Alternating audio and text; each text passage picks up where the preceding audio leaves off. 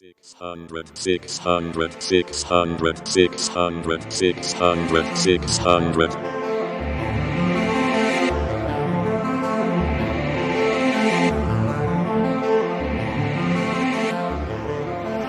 Hey Paul, it's Jay the Hunt Cub.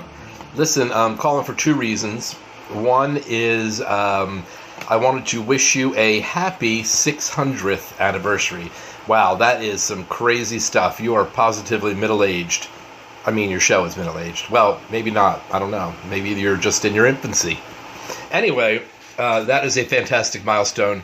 Very impressed, and I'm been happy to be a small part of that.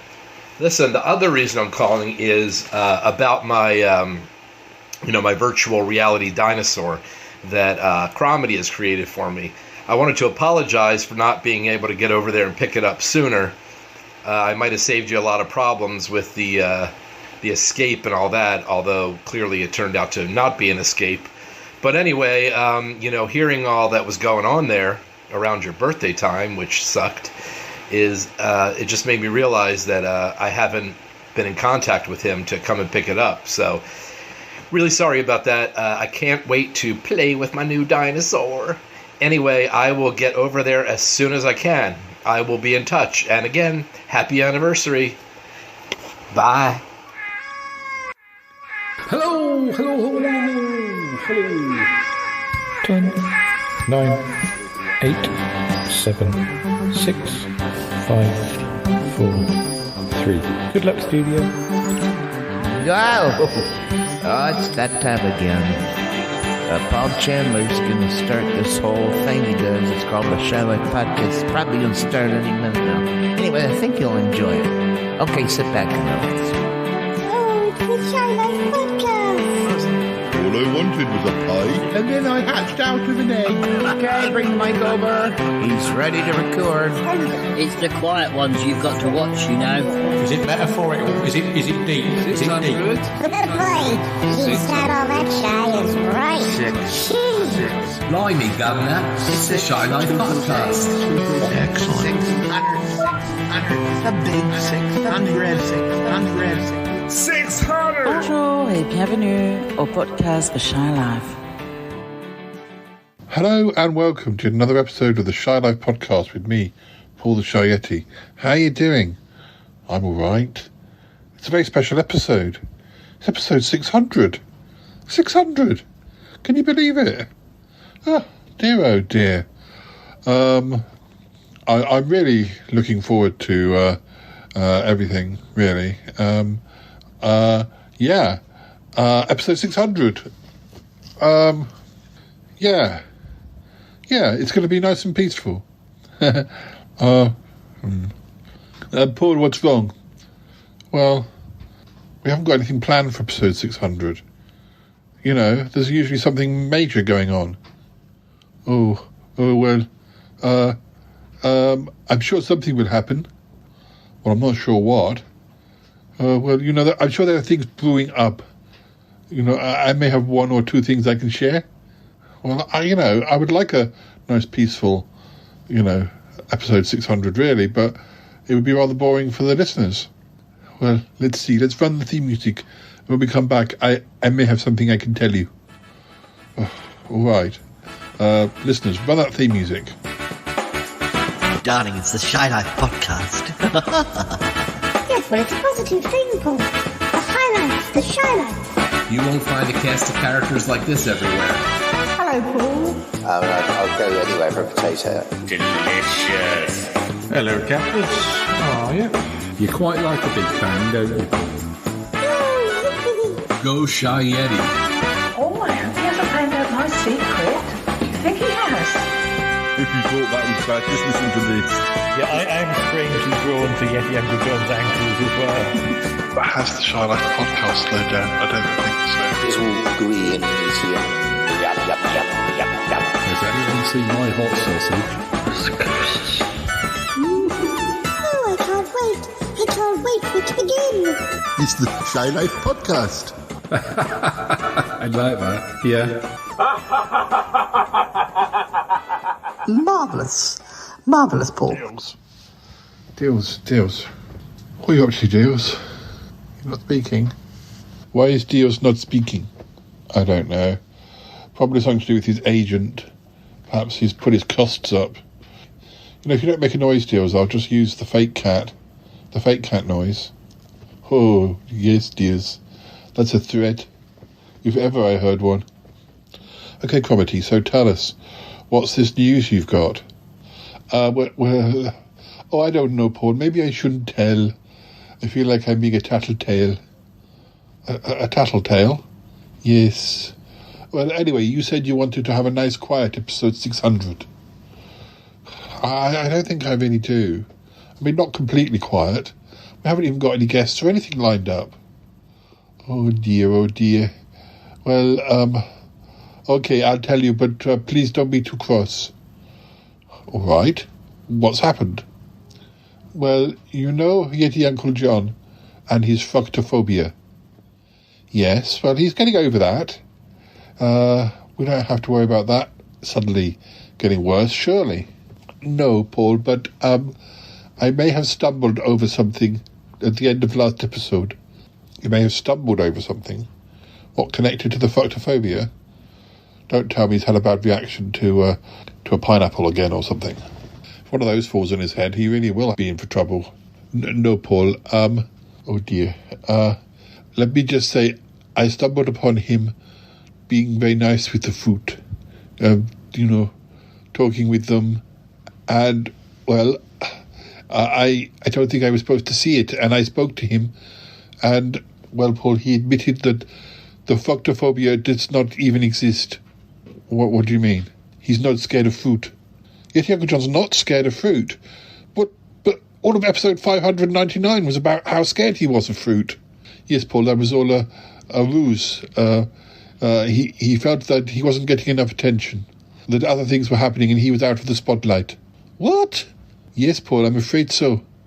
Oh, that Yeti Uncle John. So he's not scared of fruit at all? No, Paul.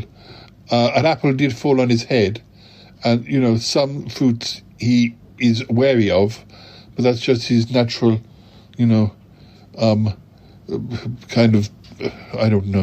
wariness, I suppose, of certain things.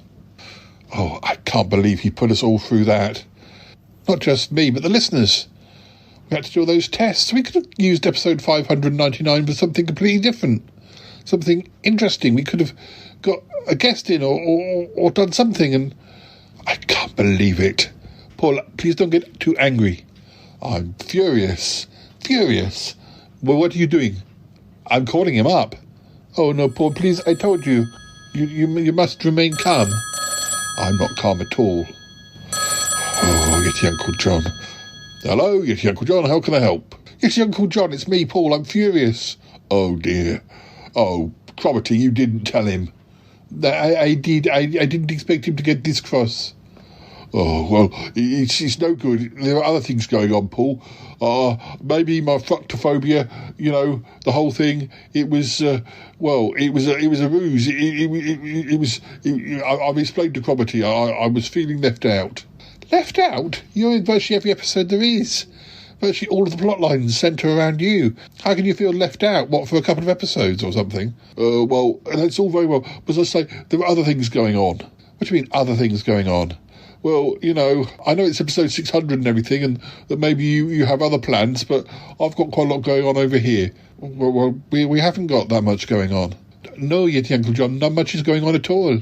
Well, in that case, maybe you'd like to come over, and I'll explain to you about it in person. Well, all right. But don't think you've got away with this fructophobia thing. No, Paul, it's just that what's going on is a lot more concerning. It concerns the Magpies. Does it now? All right. Well, we'll play some music and then we'll come straight over. Thank you, Paul. Oh, dear, oh, dear. Oh, what trouble has he got himself into now? I dread to think. But seeing as we've got nothing else to do, I suppose we'd better go over. But don't let him get away with the fructophobia thing. All right, Paul, I won't. Oh, dear. The Magpies, he said. I hope they haven't been pecking things. Oh, dear, oh, dear.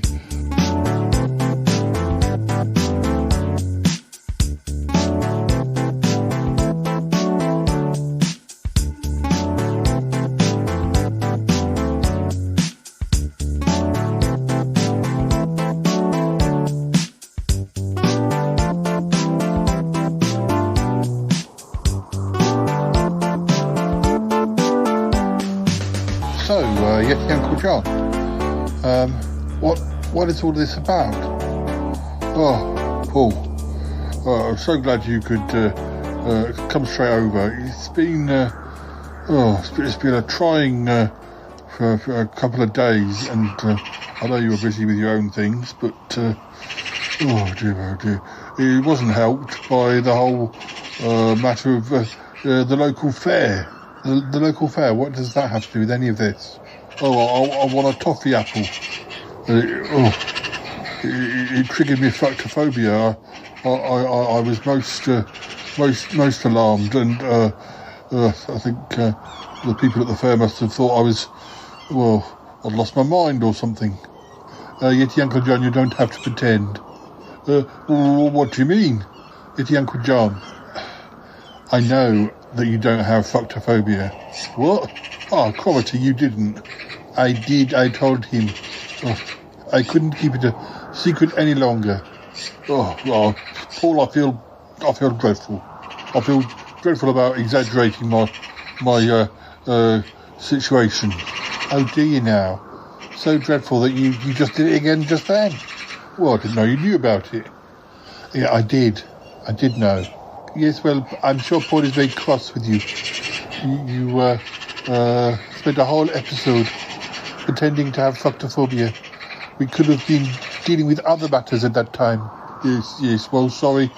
I did feel a bit left out at the time, and it was a classic case of FOMO, fear of missing out.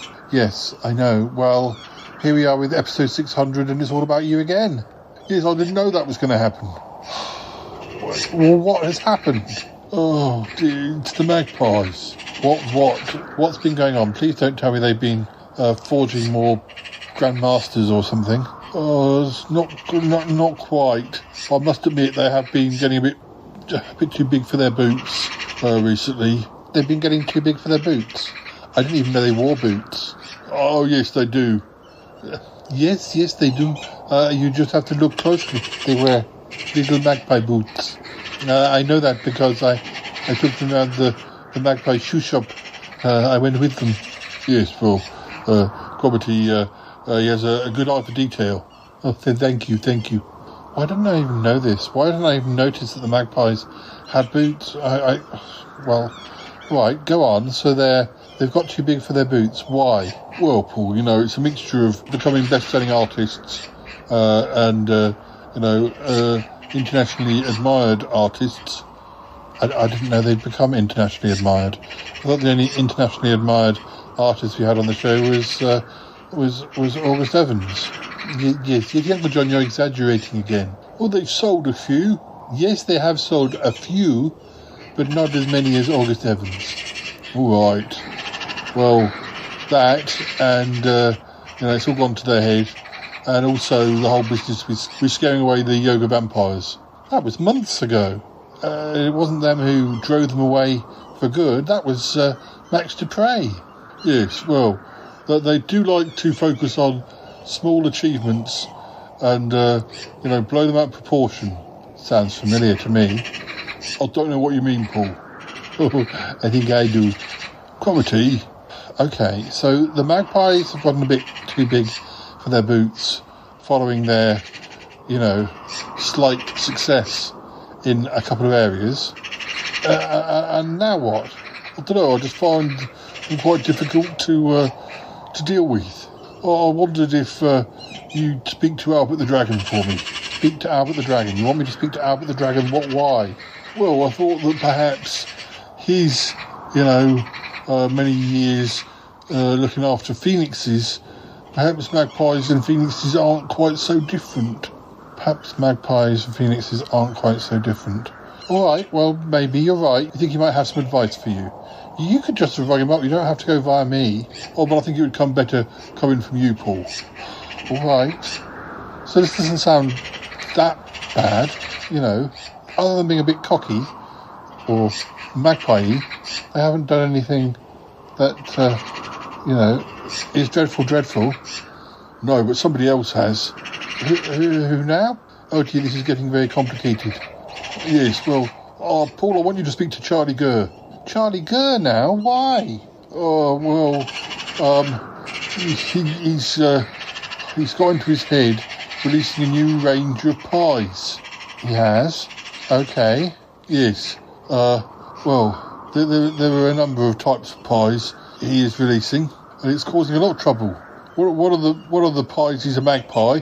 A magpie pie.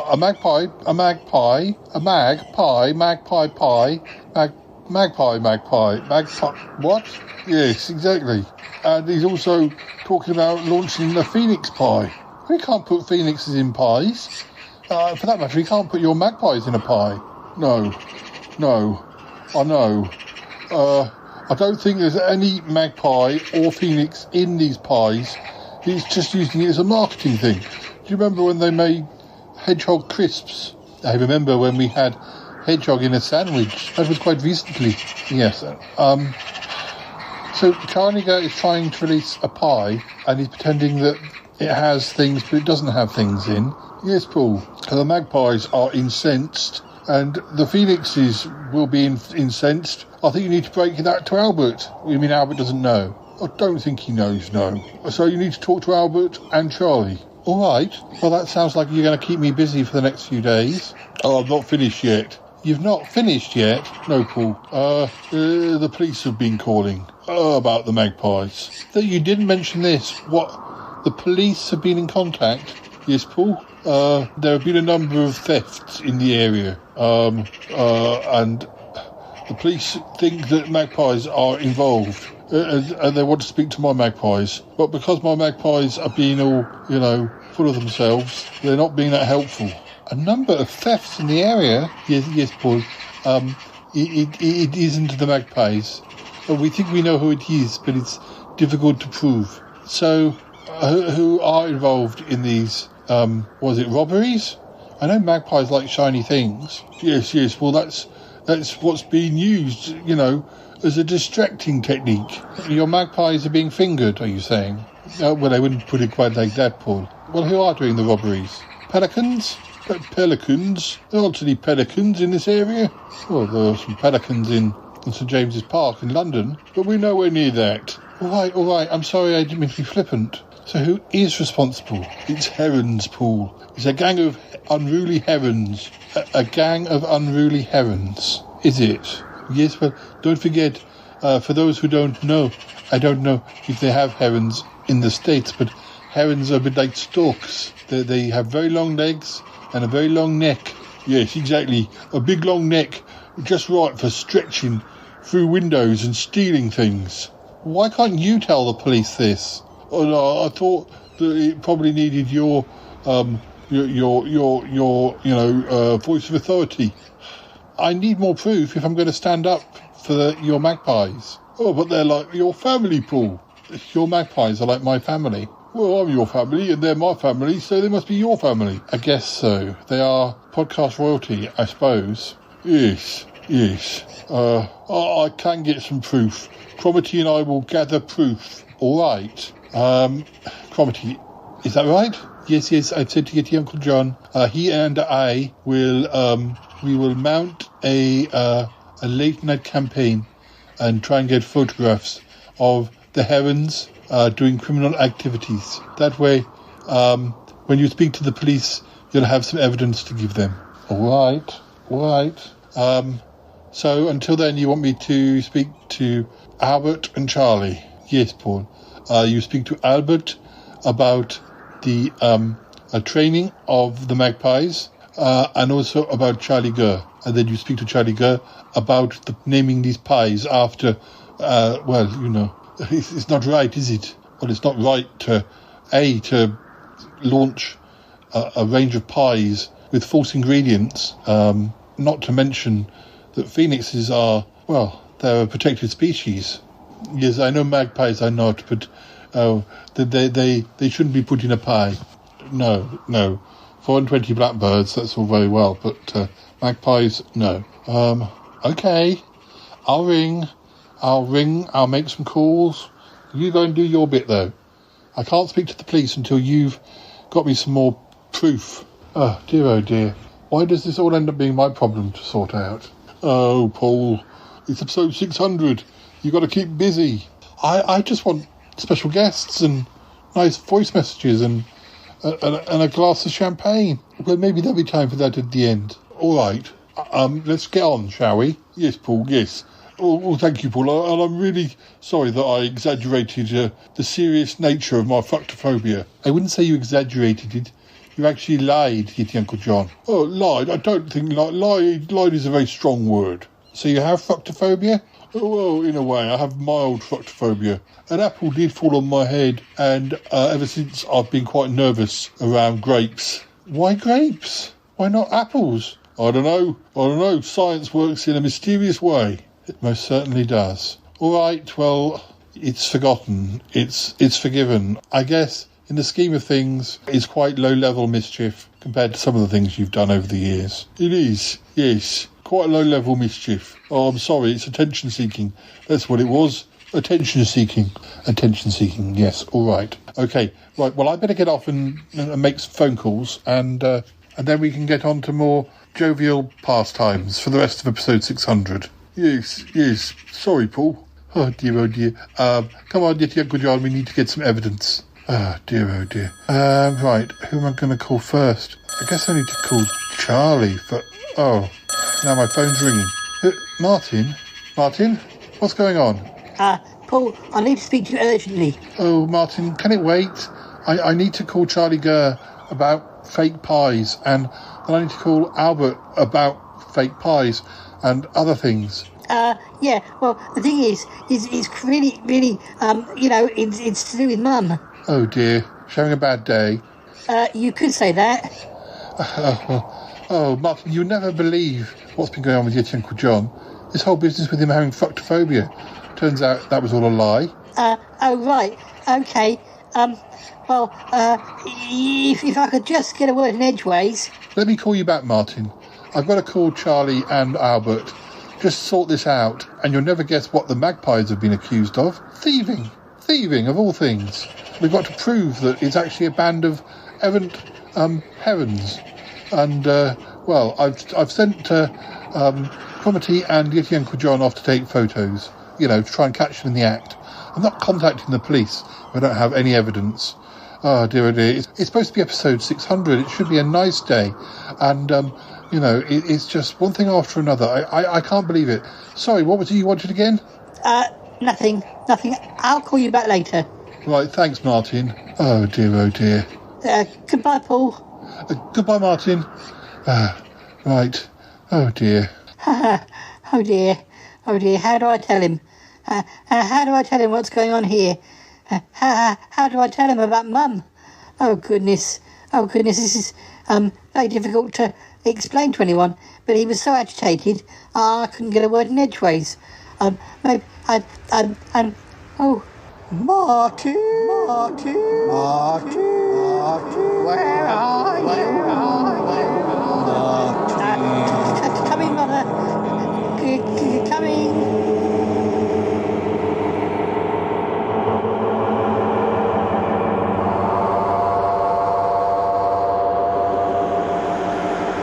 Hey there, Paul. It's me, your old buddy, Toppy.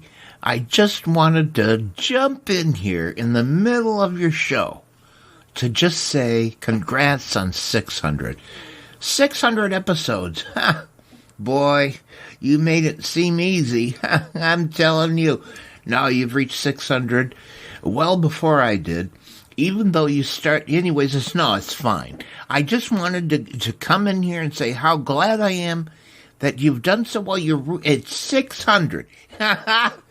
Boy, 600. And it's well... Anyways, that doesn't matter that you got... But, no, it's fine. I'm not jealous at all. No. In all seriousness, Paul, it's been so fun collaborating with you over all these years. I hope we do it again a zillion times. And it's so fun. And you're fun. And you're a great guy. And your podcast is just a delight. So thanks for doing it. Thanks for sticking with it. And it's fun. Love you. And congrats on 600 episodes. Ew. I'm not jealous at all.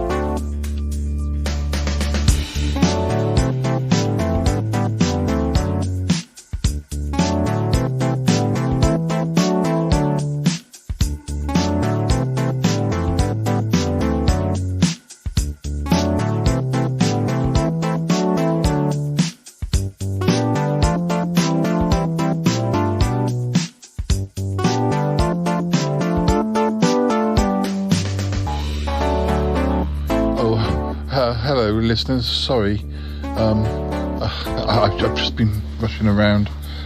So much going on this episode, and none of it is episode 600 related. Why do these things always have to happen at the same time? I need to make some phone calls. Hello, Charlie Gurr. How can I help? Charlie, it's me, Paul. I need to have a word with you. Paul, why are you so cross? I'm cross because, you're deliberately doing things that are annoying people, and it's episode 600, and I should be celebrating. Oh, well, I'm very sorry. I mean, what? Oh, happy 600th, by the way. Yeah, Charlie, I want to know why you've started this new range of pies. The Magpies, for a start. That's just confused people. Well, I didn't really look into it, you see. I just heard about magpies, and Yeti Uncle John is always talking about magpies, and I thought, I don't know what these pies are. I've never had them. So I thought I would launch a range of magpies, and then I discovered that they were not actual pies, but birds. But then I thought, well, why can't we have pies made of magpies? Magpies pies. Oh, Charlie, you can't go around putting magpies in pies. For one thing, they're very squawky. Their meat tastes squawky. How would you know, Paul? Have you had a magpie pie? I haven't had a magpie pie. No, I haven't had I haven't had a magpie pie, but you can't put magpies in pies. People don't eat magpie pies. Oh, Paul, I'm sure they would if if you seasoned them properly. Well, I don't know. I accept that some of the pies you like are meat pies and different savoury pies and sweet pies. I accept all the different pies. And, you know, I'm not a vegetarian myself either, so I wouldn't not have a pie made of meat. I know some of our listeners might not be into meat pies, but magpies, I don't think magpies are an established type of pie. But Paul, bears are different. I like belly button fluff tea, for instance, and many people that do not like that. Yes, fine, yes, but you can't just make a magpie pie because it sounds good. Well, I could do. Yes, I know you could do. Look, it's just rather close to home. Getting Uncle John, he has his magpies. Yes, I know, but people keep chickens. And they have chickens living in their homes, making eggs. I mean, doesn't Toppy Smelly have chickens? He does, yes. Well, does he never eat a chicken pie? I'm not sure what Toppy does. I don't think... Well, he certainly wouldn't eat his own chickens. Well, I don't think he would. Well, I just think a magpie pie would be great. Have you made any yet? What? Have you made a magpie pie? Well, no, not actually now. Not yet. I've started putting out the feelers. The feelers... Yeah, that's what I heard. Well, look, not only have you upset Yeti Uncle John with your magpie pie, you've also upset Albert the Dragon. Oh, dear. Yes. Now, this is probably 100 times worse than magpie pie. Oh, yes, well, I think I may have gone a bit too far. Yes, by advertising Phoenix pie. You can't make pies out of phoenixes. Phoenixes are, on the... extinct list, or there aren't many of them. You can't release a phoenix pie. Yes, now Paul, before you go on, I was just trying to get publicity. So there was no phoenix pie. I would never put a phoenix in a pie. It was just a name, I couldn't put a phoenix in a pie. As you say, there aren't enough of them. They'd also turn into a ball of flame. And then the pie would just be like a cinder. Yeah, well, I don't know what possessed you to advertise Phoenix pies. as I say, publicity, Paul, times have been hard. I've released new albums, I've released new books and films, and now I'm opening up into, making my own pies as well as eating a lot of pies. I thought you always made pies. Well, I did, but now I'm trying to make it big. And what? Your name isn't big enough? Not even in Bulgaria? Yes, well, it's big, but I've been around a long time, and occasionally rivals, younger bears, pop up and release singles, and some of them even do quite well. Yeah, well, so what was the Phoenix Pie? Well, it was, it was possibly going to be what the Magpie Pie would have been. What, you were going to put Magpie in the Phoenix Pie? Well, maybe. I hadn't really thought it out, Paul. It just seemed like a good, attention grabber. Look, please, Charlie, you're just causing a lot of trouble. I'm trying to sort this out because there's all sorts of things going on this episode, and it's nothing. And I just want to, just want a nice, quiet episode. Can you just sort of postpone any of these new pies? Well, Paul, I was just thinking, the Phoenix Pie, it would be a hot pie. It would probably have lots of chilies in it. So maybe it would be like a chili con carne pie. Well, that doesn't sound too bad. I mean, you could even do a vegetarian chili con carne. Yes, I could still put, like, the Phoenix on top of the pie. And I could give to charity, to the Phoenix charity, where Albert works.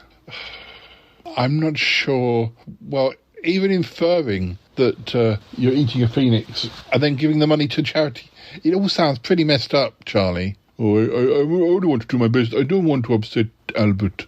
Look, just put a stop to it for the moment, please. Or pause on it. Let's discuss it. Let's, maybe you could do Phoenix Pie, but it be like celebrating the wonder of phoenixes or something. You can't infer that there's a phoenix in the pie. And for that matter, you can't start sticking magpies into pies, because people don't eat magpies. There must be a reason. Well, but as I say, I'm a bear. Yes, I know you're a bear, Charlie, but please, just for me, just for now, just postpone it. Let me talk to Getty Uncle John. Let me talk to to Albert and reassure him that there's no phoenixes in your pies. I just worried, he might send a fleet of phoenixes over and burn your house down. He might do what? No, I've said too much. Look, what I mean is he would never do that. But, these aren't birds to mess with. Well, goodness me, Paul. If I thought that such a violent activity would occur, then, well, I might think differently.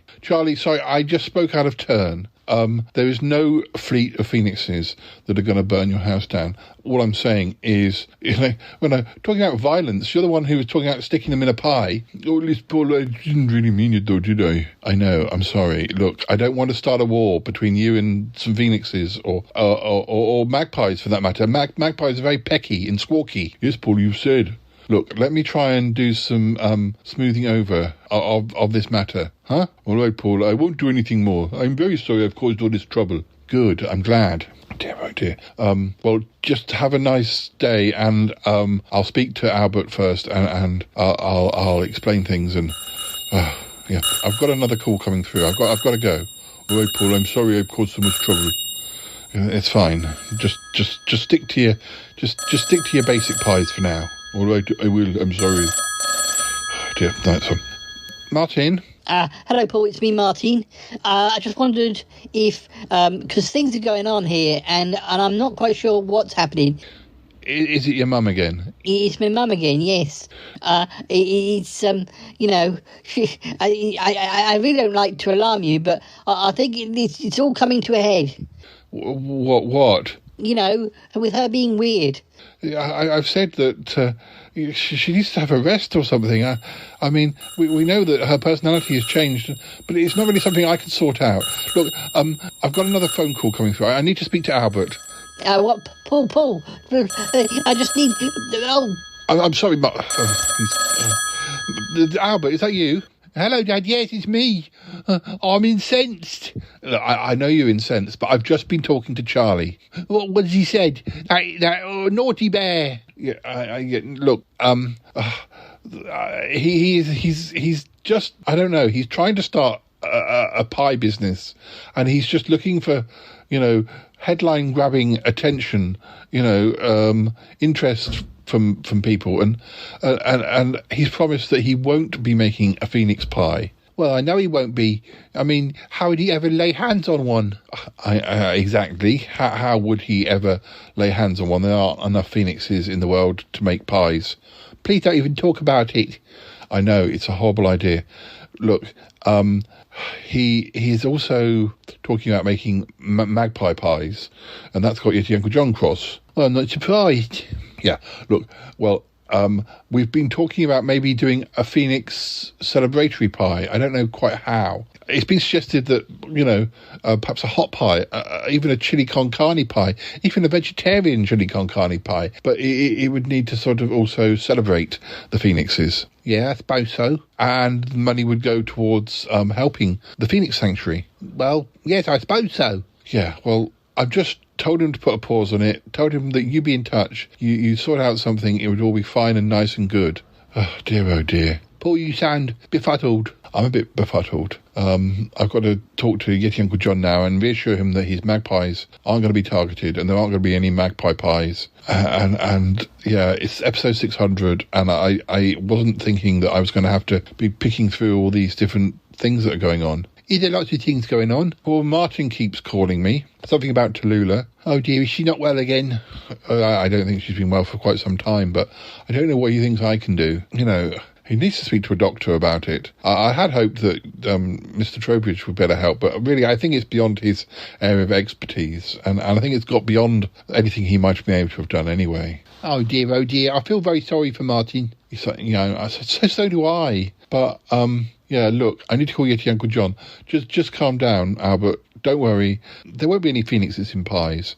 As you say, that's not even something that could actually happen. It's just Charlie being Charlie and trying to get publicity. All right. Oh, I kind of thought it must be, because it's not possible, is it? It's not possible. There aren't enough phoenixes. But it's wrong of him to suggest that the pie, he knows he's done the wrong thing, and we'll sort it out. All right, Paul. I'll let you go ring Yeti Uncle John then. Thank you. And do try and calm down and have a rest and enjoy episode 600. I will. I'll try to at some point. All right, Paul. All right. Bye for now. Bye, Paul. Bye. Thanks for talking to Charlie. Yeah, well, we don't want any wars. I nearly said the wrong thing at one point. Oh, Paul, what did you say? I said that if he made an attack on Phoenixes, they'd come and burn his house down. Oh, Paul, you didn't say that. I was just trying to point out that starting a war with Phoenixes was a bad thing. Did he want to start a war with Phoenixes? I don't think he wanted to, no. I just pointed out that, if he didn't clarify the situation, then a war could start. Oh, there wouldn't be a war. Phoenixes don't like fighting. Yeah, but he didn't know that. I didn't know that. I shouldn't have said it. I apologised. And anyway. Oh, dear, Paul. Oh, dear. Well, I'll let you go. Thanks, Albert. I'll see you soon. I'll speak to you soon. Right, Paul. Oh, dear. Got to be getting Uncle John now. I can't be bothered to go over to the Magpie Hut. Hello, Yeti Uncle John. Is that you, Paul? It is, yes. What's going on? I've spoken to Charlie. Oh, right. About them pies that Charlie's making with the magpies in. Yeah, the magpie pies. Well, that's not going to be happening. I pointed out to him that magpies aren't the sort of bird you put in a pie. They're far too squawky. Yeah, absolutely. And, what about his Phoenix pies? Did I tell you about that? Yeah, Phoenix pies. Not happening either. Just a publicity stunt. But it's got Albert upset, and I think I've moved it over. Oh, well, Paul, that's good. Look, Paul, I don't like to be the bearer of bad tidings, but, well, I've got some sort of not so great news. What now? Well, you know that Cromitty and I were going to go and try and get you some more evidence about the whole, the thieving birds who are trying to frame the magpies. Yes? Well, we've drawn a blank, I'm afraid. We did our best. Did your best? Well, what did you do? Well, we wandered around a park and pointed at some trees and got cold, went and had a coffee and then kind of gave up. You're hopeless. Now you're expecting me to get you out of that trouble now, I suppose. Well, maybe. I mean, we might have a slight tip-off that would help you. Oh? Yes? What? Well, I spoke to Coconut Jim. Did you now? Yes, Paul. And he says he thinks there are some more crimes, about to go down. How would Coconut Jim know about that? He has his nose to the ground. Does he now? I mean, when you say crimes, do you mean more magpie crimes? Yes, but they're not magpie crimes, but there are going to be crimes. Well, where is it? A big bank? No, Paul. An antique shop. An antique shop? There's going to be a crime at an antique shop. A crime that the magpies are not going to do. Yeah, well, whoever it is trying to, finger them. Finger them? We think whoever is doing it is sort of jealous of all the attention that the magpies have been getting. A rival group who are jealous. Well, obviously they want to steal antiques and themselves. They just want to push the blame on some other birds. So this is some sort of gang war between birds. Well, no, it's not a gang war because my magpies aren't involved. They're just being, implicated. Okay. Paul, you sound tired. It's been very tiring. Talking to Charlie, talking to Albert. Martin keeps calling about Tallulah. Oh dear, is she not well? She's not been well for some time, as you know. I don't feel there's anything I can do to help him. There's too much else going on. Look, let me have a word with Toppy Smelly. Toppy Smelly? Maybe he'll have some ideas about how we can, I don't know, trap the real criminals or something. I don't know. You think Toppy Smelly has an insight into criminal mastermind birds, do you? Look, if anyone does, Toppy will. Oh dear, what must your listeners be thinking? What must my listeners be thinking? They're probably thinking, we thought this was going to be episode 600. We thought it was going to be parties and japes and, lots of celebrity guests and things. Oh, I see what you're doing now. What am I doing? By talking to Toppy Smelly. That's your celebrity guest. Well, yes. And he's not the only one that's going to be popping up in this episode, but look, I'll call Toppy. I'll see what he can suggest. Maybe he can come over and help. I just don't want your birds to get blamed for something they haven't done. Oh, thank you, Paul. Your help will be invaluable. Yeah, well, just let Toppy and I sort it out. You keep an eye on your magpies. Just keep talking to the police. We'll find a way for them to, for them to not be blamed. We'll find the truth. Oh, thank you, Paul. Thank you. No, I won't get involved. I'll stay here with the birds. I'll look after everything. Good. I'll call Toppy. All right. Thank you, Paul. You're a gem. I know. Listeners, whilst I sort out Toppy, get in contact with Toppy, we've got a new piece of music by Muffley on Tour. It's called Twinkle. I guess it's kind of Christmassy, but don't tell anyone. All right, have a listen, and we're back after this.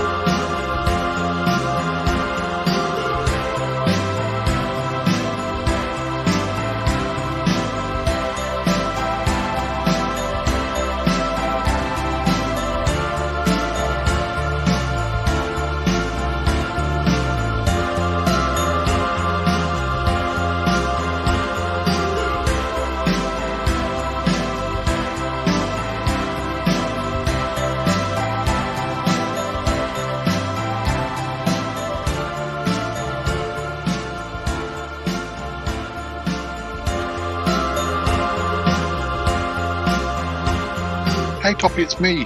How you doing? Oh, hi, Paul. Hi, I'm good. How's it going with you? Well, it's episode 600. Oh, my God. Already? Well, okay, I was expecting it, and yet not expecting it at the same time, but here it is. Well, it's kind of almost irrelevant because there's just so much going on, and none of it is party-related, although the last time I tried to have a party, well, I think you know how that ended. Anyway. I distinctly recall your annual episode. They've hardly been not noteworthy, so I'm sure you've got something going on. Well, the thing is, there's a lot going on, and I'm just trying to unpick it for everybody, and I just feel I'm spending most of episode 600 running around trying to help people rather than celebrating 600 episodes of the Show Life podcast. But okay. I don't know. Maybe this is a celebration in its own way. Anyway, I just wanted to pick your brains about something. Yes, it sounds like such a curse reaching 600. Of course, you passed me by in numbers. Oh, I don't know, many months ago. Well, you've got episodes that don't have numbers though, so I don't know. Maybe you're still ahead of me. But well, I don't know. It just seems to me it took me around about 13 or 14 years to get to 580. But anyway, no, it's trivial a matter. But of course, congratulations at getting to 600. I mean, it's an accomplishment, is what I'm saying. Well, thank you very much. Well, you know, especially that you got there so fast. Yeah. You know how? But I mean, reaching 600 before I even get into the 590s. I mean, spectacular. It's not that I hold a grudge or anything, but no, it's fine. I mean, you have to consider it as you know. The Shalif podcast is also your show. You've been on so many episodes. You can add them to your total. They're not called the Smellcast, but they are little bits of Smellcast. You are like the walking nucleus of the Smellcast. Wherever you go, you're still being the Smellcast. Well, there's that, of course. Yes, well put. And also, your involvement with the Shalif podcast, in a way, it's probably introduced you to a whole new, English and British audience. You're now known internationally. Well, I mean, that's a fact. That is a fact. Yeah, absolutely. You've been on Round the Archives, and I'm sure you'll be on one or two other shows. Based over here. I suppose they've reached 600 by now. No. Okay. But look, I just needed to ask your advice. Oh, yes. You know how Yeti Uncle John has his magpies? Yes. Yeah. I've met them. I've met the magpies. Yes, you have. I've spent time in their presence. They were very magpie-y. Yeah, and you know that ultimately they're very magnanimous, the magpies. The magnanimous magpie. That's pretty good there, Paul. Yeah, no, it's a good thing they are, otherwise it wouldn't work. But well, anyway, Yes, you were saying. Yes. Somebody's been blaming them for things, like criminal things, and Yeti Uncle John's all over the place about it, and we're pretty sure that they're not responsible. In fact, we think that we know who possibly is responsible. Well, wait a minute. Let's back up because we all know they're little thieves. So there's no doubt. Is that what you're talking about? A number of unexplained thefts? Is that what you mean? But our magpies, they have impersonated the art of Andy Warhol, but that's just because they're copying a style. They haven't actually stolen an Andy Warhol. They've painted like him. They've never stolen anything. They've been brought up better than that. In fact, they helped drive away the vampires at one point. Well, that's true. I remember that. Yeah. But what have they done? Well, they haven't done anything. But somebody has been doing something in their name and has blamed them. Some other type of bird has dressed as a magpie, and that's dastardly. Someone's up to no good. Obviously, our poor little innocent magpies who don't steal anything except talent. Yeah, exactly. And the ridiculous thing is, the birds we suspect look nothing like magpies, and yet they're actually herons, like storks with long legs, dressed as magpies. Ridiculous. magpies are small birds and herons are tall birds, but somehow or other, all of the security photographs have just caught the faces. Oh, so you're looking for evidence, huh? We want evidence because we're pretty sure, but I'm just not quite sure how to go about it. I don't know how. Well, I got a thought. Yeah. Okay. Do you have a pair of binoculars? Yeah. Well, no. Oh, you do? Mm. Okay, great. Because you know what? I have a pair of binoculars that were given to me by my really good friend, Ranger John from the Dark Forest podcast. And he and I and the lovely Daniel have gone bird watching quite a few times. Now, bird watching, see, now I think this is what we need to do. I think this may be, maybe I can help you break through this mystery. We could take our binoculars and bird watch. That would be a great idea. And I've still got my old video camera that I used to make my poetry videos on. I could, or my iPhone even, we could video it. I don't know why I didn't think of this. This is why I need to talk to you, Toppy. You always have the best ideas. Well, I know. And we could bird watch, and surely we'll get an answer if we watch long enough. But we need to be discreet, always discreet. That's why we need to be a distance away. But with binoculars, we might even get a good look at their faces and their beaks. Let's do it. They have long beaks, Paul. I don't know if you knew that about herons, but they got long beaks. I know, that's what I thought. I mean, magpies don't have such long beaks, but no, anyway. They can't be mistaken for one another, so... Well, tell that to the local police. Maybe they've got them binded in or rolled up or something. Anyway, let's meet up and let's do it. Let's do it. All right, I'm gonna go find my glasses and also my binoculars. No, but they're I bet you guys have a different word for binoculars over there. Is that true? No, binoculars. That's good. You're kidding me. You don't have a different word for it? I can make one, but well, all right. We'll ponder that later. But yeah, I'll get my glasses. I'll be right over if you send Ick. Yes, I'll send Ick. I'll see you down by the marshes in about half an hour. Okie doke.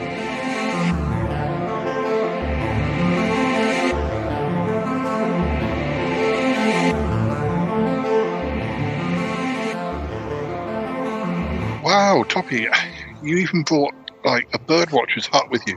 Was it like an inflatable one? It was all tiny in that little parcel, and it just... Yes. Isn't that cool? Now, also here, I brought one for you too, but you need a pad of paper and a pencil because you need to mark down your life birds, Paul. I learned this about bird watching. When you see a bird for the first time, you call it, it's a life bird, and you note the date and you note the bird, Paul. Did you know this? And then after you've watched enough birds, you have a whole collection. Like you can go, that's the date that I first saw that bird. Are you following me? Yeah. So, anyways, here's your pen and pencil. Okay. And I brought you an inflatable hat too. Thank you. We have to be quite quiet, don't we? But not too quiet, because otherwise, it doesn't work on a podcast. So we have to. Yes, quiet. Yes. We'll be very quiet, Paul. Have no fear. Quiet is my middle name. We're looking out for these herons. They've been heard. They've been heard to be in a gang of them. They've been heard to be in the area. I don't know what herons, what their call is like. We need to look that up because there's an app on the phone, and I got it on my phone. So we'll just what you do is you just type in hair, HAIRON, hair UN. Huh? Nothing comes up, Paul. No, HERON. What's that? I'm spelling it wrong? Oh. HERON. Oh, here it is. Oh, you're a genius. Mm-hmm. So I just push play here, and we're going to hear the call of the heron. Let's listen. Huh. How about that? Wow. I'll play it again. Play it again. Here we go.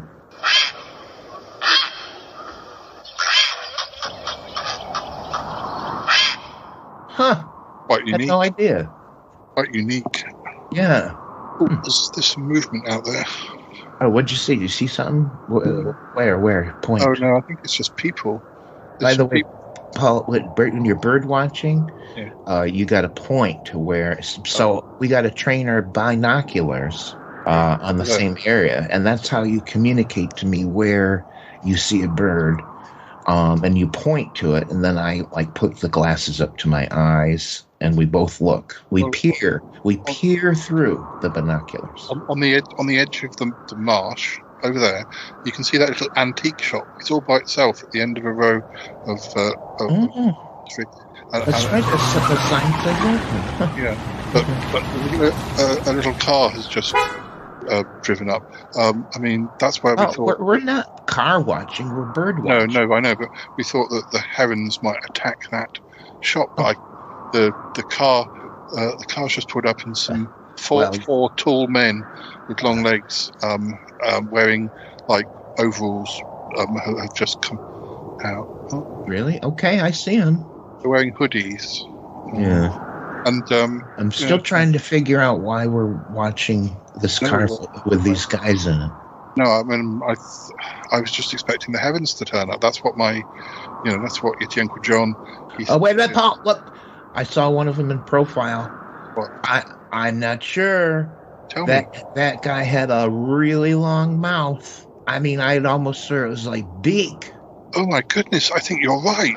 Those aren't people at all. They're heavens in workman drag. All right, look, I can advance my optics on my binoculars and zoom in. Can you? Anyways, Paul, they have webbed feet. Oh my goodness! I don't think that's natural. It's them. It's the heavens. I'm video. I'm just going to take some video footage, and then you need to call the police, and I'll get the video footage. Gendarme. Wait, is that what you call them over here? No, that's French, but it might work. Oh, French. Oh, men in blue, copper. No. Coppers. I mean, what do you call them? The fuzz. Okay. I guess you want me to use my phone, not... Yeah, probably best. We might want to scare the heavens away. I can't. Don't take your eyes or binoculars off them. Quick!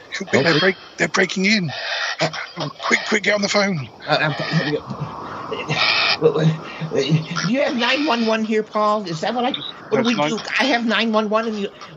999. 999? That's stupid. Where did you guys come up with that? 999. Oh gosh! It might as well be 666. What the? The heavens are stealing things and they're putting them in the back. Oh yeah. 999. Hello, gendarme, police, copper. Yeah, there's a thing happening. These birds are breaking into a antique store. Yeah, antique shop. So you should come here right away. Okay, bye. I can hear that. Listen, I can hear the sounds of the sirens coming already. I think we've. But I didn't give them the address. It's fine. They're just very good at the police over here. They're very, very perceptive. Okay, great, excellent. So what's happening now? I hear them. Yes, the sirens. You have the sound effect, because I can get you the siren. Oh, thank you. Oh my goodness! But I can't believe it. You boys, you did it. I know we did it. That was all thanks to Toppy. His suggestion about bird watching. Yeah, we parked ourselves outside the antique shop. I had my iPhone and I took some really good video, all the evidence. I know, the police said. Yeah, it was a gang of herons in hoodies with magpie masks. Yes. Well, the Magpies have told me that there is a rival gang of herons around here. Apparently, you know how the Magpies, scared away the Yoga vampires. Well, apparently that spoilt some sort of big heron criminal crime ring thing. And they've been crossed. The herons have been crossed with the Magpies ever since. But I don't talk to the Magpies about things like this, and I think they were keeping it to themselves. But once the herons decided to try and implicate the Magpies in their crimes, it became something that we had to deal with, and now it's dealt with thanks to you and Toppy. I know we did really well. Yes, Paul. Yes, you did. Yeah. Well, look, hopefully things will calm down a bit now. we've solved the Magpie Pie issue. We've solved the Phoenix issue. We've solved the Criminal Heavens Magpie implication crime thing. Maybe we can just have some fun now. Have some special guests. Chat to a couple of people. Is there still time? I'm not sure. Or are you going to call Martin? Am I going to call Martin? Do I have to call Martin? That's very unkind, Paul. Look, there are still things to be done. Yes, admittedly there is. I'm trying to set a date for the Magpie naming ceremony. That won't be this year, will it? No, early next year. Got to set a date. Just need to find someone who'll do it. Who'll do the naming. There needs to be an official thing. Yeah, training course. You can't just be a namer of magpies without some training. Well, can't you do it? I can't do it. I'll be a bundle of nerves on the day. I'm like the mother of the bride. I can't be doing it. I'd like to, but I can't. I've got to be there for the magpies.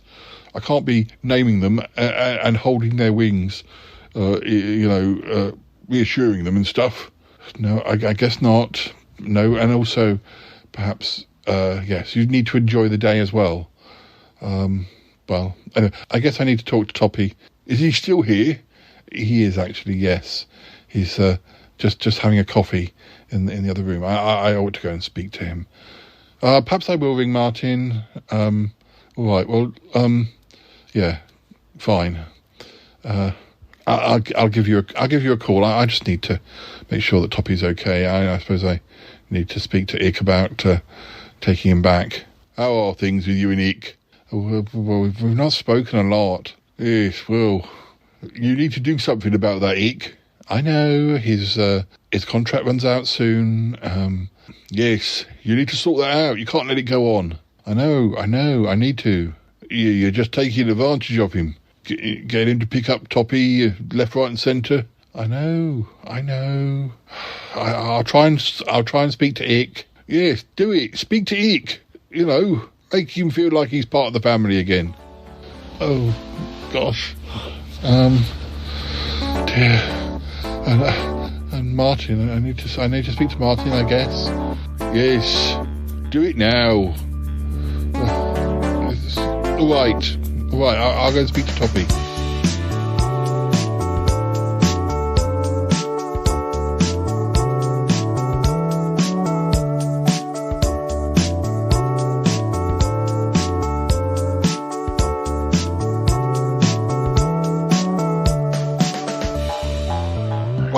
Well, Toppy. Thank goodness for a quick-witted response. Intervention is what that was. Yes. You calling the police, me videoing, we had the evidence. That band of criminal herons were rounded up and escorted to the clink. And, yes, your Jean de Coppers put quick work of that. They're in the clinker, clink. Not shame jail, that's different. But this is a proper heaven jail. Yeah. Do you guys say jiggers? It's the cops. Do you ever say that over here? Or is it jiggies? Jinkers. Jeepers? No, jinkers. Jinkers, it's the cops. It's a thing we say over here. Anyways, what happened? So they rounded them up and arrested them? Yes, and the Magpies' names have been cleared because they went back to the Heavens warehouse and they found all of the other stolen stuff that the Magpies had been presumed to have stolen. So, Magpies' names. That's wonderful. At least it's one thing that because we've got so much going on this episode, and Martin keeps calling me about Tallulah because she's still sick, and I feel bad, but I just he doesn't know when. But we resolved the Magpie in 600. The mystery of the Magpie / evil, thieving, evil storks. No, they're not storks. Herons. Herons. They look like they're evil. No wonder. Their beaks couldn't fool us, could they? No. They were dressed as men. That's why people were confused. Well, it's just nice because I want to start 2023 in as nice a way as possible, because I don't know if you know, Yeti Uncle John, he feels bad because for the last however long it is he's had the Magpies, he's just called them any old name, different name every day. And we've decided that they need to have individual names, like so they've got to have a naming ceremony, and we've got to try and sort that out. But I don't know.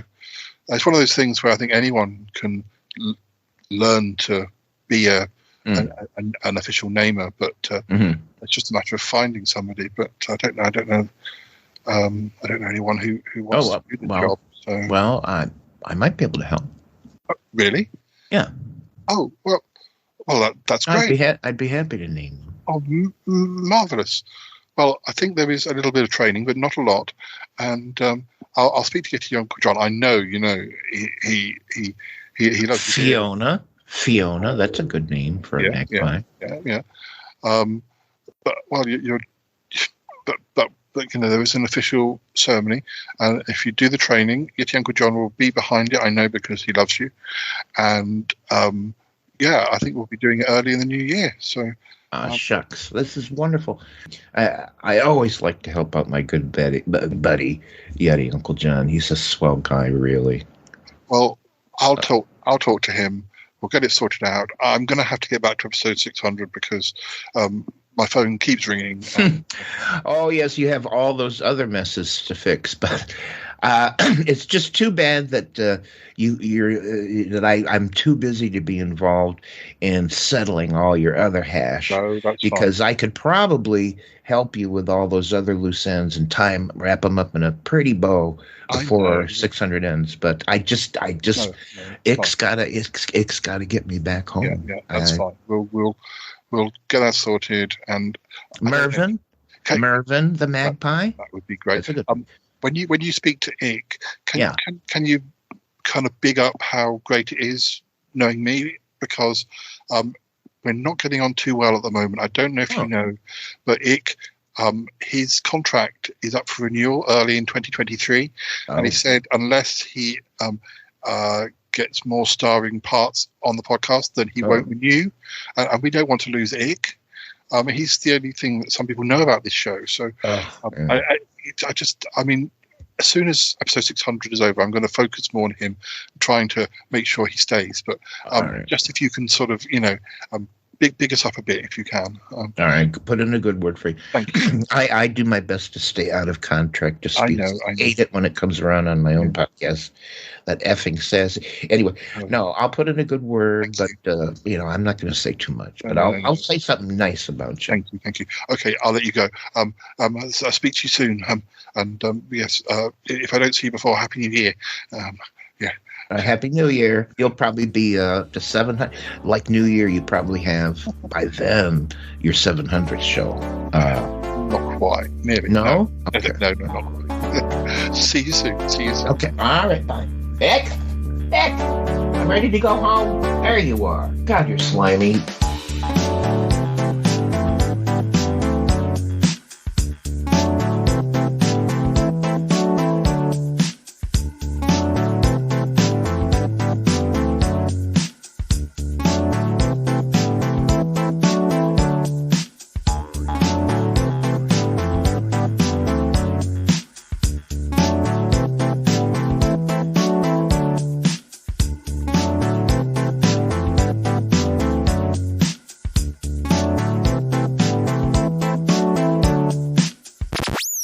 Hey, Joe. Oh dear. It's good to see you about. And you too. You look tired. I'm tired because it's episode 600 of the podcast, and it's not long after our Yudgeness festival we had, but I thought this would be a quiet time or a day that we could celebrate. But as it happens, there's all sorts of things going on, and I've been called in to try and sort them all out, and it's not what I expected to be doing on episode 600. So I'm just having a sit down, and it's nice to catch up with you. How are you? How are you doing? Yeah, I'm all right, thank you. Yeah, I'm fine. I'm good. Yeah. So what's going on with you then? What are you sorting out? Well, let me think. Yeti Uncle John's Magpies have been framed for crimes. I've managed to sort that out. It turned out it was a group of angry herons dressed up as magpies. You know what herons are like. They're terribly vindictive. Yeah, very pecky. But my friend Toppy and I, we had to go bird watching, and we got them on camera, and we sorted them out. There's been other things. I think it's just too tiring to think about it. But my friend Martin keeps calling. His mother is giving him trouble, and I feel bad. I will go over and help him in a minute, but I just need to have 5 minutes with a friendly face. As if you can't find one of those, you've got me instead. Well, it's always a good option. Of course, Dealey's here. Of course, not that the listeners will be able to see, but no. He has welded himself to me. I should have asked you to speak to the herons, shouldn't I, Deals? I don't know that he's really into herons. He doesn't like herons. He doesn't like magpies, for that matter. No. The magpies are horrible to him. When he goes, occasionally goes out into the yard, but yes. Well, hopefully, once the year is done and we move into what I call the 600s. I know it's called 2023 as well, but it'll be the 600s. Then we can meet up, and there won't be so much trauma or drama, or we can chat here, or we can chat somewhere, and it'll be calmer. But anyway, I know the listeners will be very pleased to hear. I mean, I would have arranged a party for episode 600, but I've done that before, and something usually goes wrong. So. So playing it safe this time. Yes, playing it safe. But, anyway, well, I suppose I need to grasp reality and go and sort out the last of my problems and go and see my friend Martin and find out what's going on. But, good luck. Thank you. I hope your new year, I suppose I should say, I hope your new year is positive and that you get to have a nice new year doing whatever you want to do. Thank you, and you, and I hope you get to enjoy some of the new year after you've sorted out all these issues. Maybe it's a secret party. Maybe they've arranged a party for me. I'm going to go there. It's going to be lovely. It might be. Oh, dears. You need to get dressed in your best bow tie and top hat. Yes. Anyway, well, we'll speak again soon, and the listeners wish you a happy new year, and we'll speak to you again soon. Speak soon. Bye. Goodbye. Oh dear. Hello, Martin. Is that you? I'm afraid so. Yes. Oh no, it's fine. I'm just calling you. I'm trying to get a breather. I seem to have. Things are coming at me left, right, and centre. We're actually recording centre. Yes, exactly. We're recording episode 600 at the moment, and I was kind of thinking. I mean, it's come at the time of year where it's Christmas and end of year, and I wasn't necessarily thinking another party because we've had quite a lot of those, but I was at least thinking something nice. But no, there's all sorts of things going on with magpies, and Yeti Uncle John's magpies have been fingered for something. They've been framed. No, he kept them. Yes, no, he has pet magpies.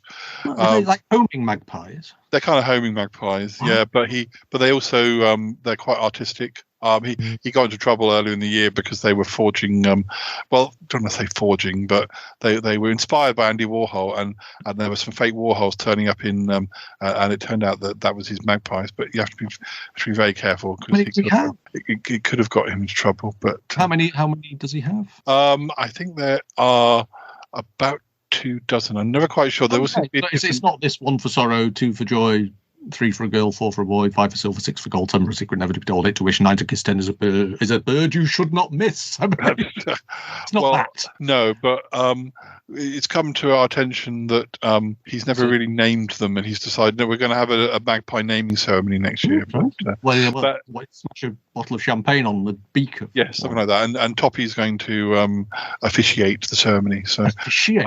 Yes. He's playing in special. Wow. Yes. Actually, you just missed Toppy because... I always just miss Toppy. Yeah, missing. Yes. Yeah. Well, the thing is, like the Red Arrow is only slightly less competent. Exactly. I called him in because one of the problems I've been dealing with, as I say, involves those magpies, and there was you know how they've got that reputation for crime and at least magpies. Shiny things. Yes. Yeah. There's been some art thefts going on at the antique store, and I can't get mine away. Yeah, it turned out that it was a bunch of herons dressing as magpies. Right. Which is, it just makes you wonder how the police. Herons in disguise. Yeah, it just makes you wonder how the police could have mistaken herons for magpies. Though, I mean, slightly taller, slightly long.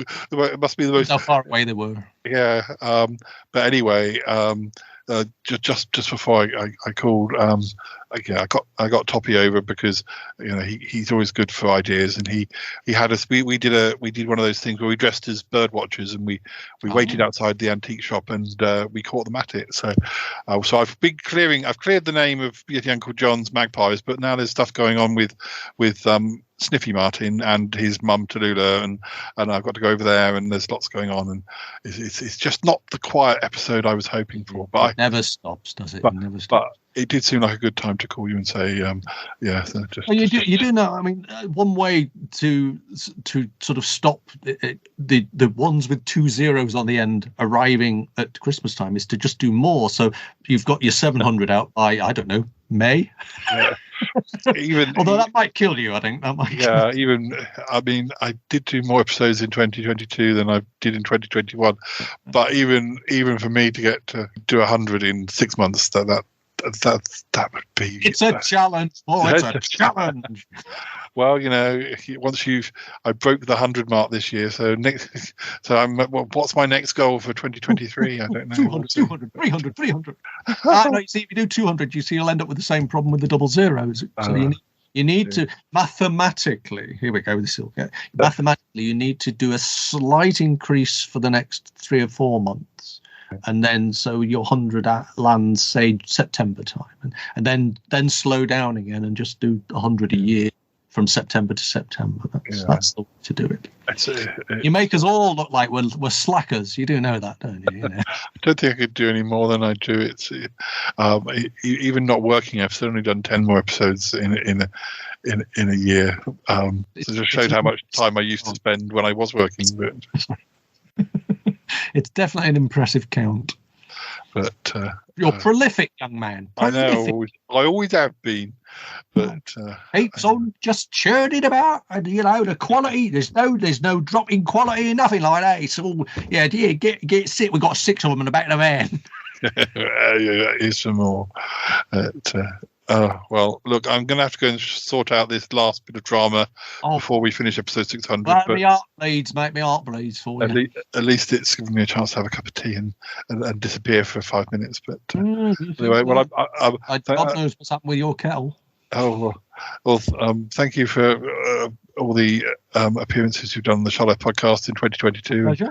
We'll be back for more. I know we've got a series, a couple of episodes of a new series with you and I lined up, which the listeners will get to hear. And I will obviously be kidnapping you to do my show as often as humanly possible. So absolutely, yeah, we'll just waffle on for an hour. Absolutely, yes. That's Vision on Sound, listeners. Vision on Sound. Anyway, I better be off, and I might catch you for. We're planning a New Year's Day show, but I might involve you in that if I get a chance. But anyway, I'll let you go. Exciting! God, to survive the New Year's Eve. Right, okay. I will speak to you very soon. You take care. Yeah, take care. Oh dear. Listeners, as this is episode 600, and it's a really manic episode, lots of things are going on. I'm trying not to get too involved with them. Most of them seem to centre around Yeti Uncle John getting into trouble as usual. But, just taking a quiet moment to catch up with an old friend of the show. It's Ryan from Canada. Hi, Ryan. How are you? Hello. I'm doing well. How are you today? Well, it's episode 600, so I wanted you to be part of it. You won't have to do anything. You can just sit back and drink chewy coffee if you want. I need to vent. I need to vent with somebody who isn't part of the regular team, because I know you're part of our team, but you're not here the whole time. You don't have to put up with what I have to put up with so I just need somebody who might have a different perspective. Whilst I grab you might a very transient member of the team. Yeah, you might say, "Oh, you're perfectly right, Paul," or you might say, "Actually, I kind of need that distance." But you remember Yeti Uncle John and his magpies. His interest in magpies. Well, that's all kicking off at the moment. There's been some magpie crimes in the area, and his magpies are being blamed as potential. We've also got another member of the cast who Charlie Gurr, who is a bear from a country. It's a very obscure country in Europe called Berguria, and he's decided he's going to release a range of pies called Magpies, which aren't magpies, but it's just a play on words. But that's causing bad feeling, because obviously people are thinking, "Oh, so is there magpies in these magpies?" It's just a lot of things going on. I wanted episode 600 to be kind of more relaxing and a celebration of 100 episodes or whatever, or 600 episodes for that matter. But instead, you're being hit with a wall of everything. A wall of lots of things, and I think there are other things brewing up before the end of the episode. So I just don't know where I am. But anyway, tell us how you're doing. Are you still in Canada? I know when we talked to you around Yudgeness time, you're still in Canada. Did you get to the meteor, or was that still going to happen? I did. I went up to the meteor for a little bit. It turns out a comic book store on a meteor doesn't get very busy.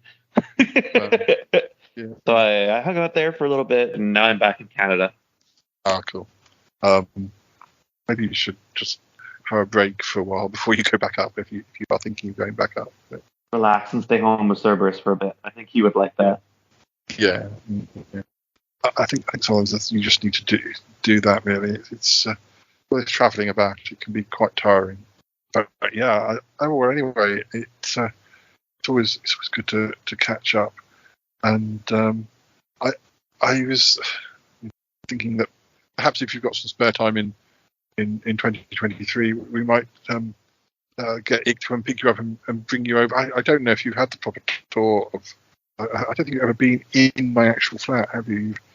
Nope. You've been in space. All the times we've spoken, you've never invited me to your flat. Oh, well, it's just because I'm slightly embarrassed by it. They're not all as bad as Yeti Uncle John, as you know. But yeah, I'm trying to think what else has been going on. Yeti Uncle John. We found out. You remember I mentioned Yeti Uncle John's fear of fruit. It turned out that it was another one of Yeti Uncle John's ploys. It was actually an attention-seeking thing. He was. I think it turned out when we looked into it. We've only just found this out earlier this episode. It turned out that he was a sort of attention-seeking thing because he thought that other people had more plot lines, taking things away from him, attention away from him. So he decided to come up with this idea about having fructophobia and being afraid of fruit, when in fact he's not afraid of fruit at all. Which I should have realised because he was so attracted to bananas that that doesn't make sense. That and he was also quite interested in my plums as well. And I just didn't click at the time. I just thought, fructophobia. Perhaps there were different scales of being afraid of fruit. And but I should have realised that look he had in his eye when I got my bananas out and showed him my plums. Yeah, I should have realised that something was going on. But anyway, Cromitty overheard him making some conversation, realised that it was all a load of rubbish and it was just an attention-seeking thing, and just had a confession from him that yes, it was. But I think, I don't know why he did that, because he has enough going on with his magpies, and suddenly he's front and centre again, although I suppose it's about his magpies more than it is about him. But Anyway, you should see what I have to deal with, Ryan. It's other podcasts don't have to put up with this. Other podcasts, they do quizzes, or they chat with people, or they have to put up with young John. It's and you have to herd cats.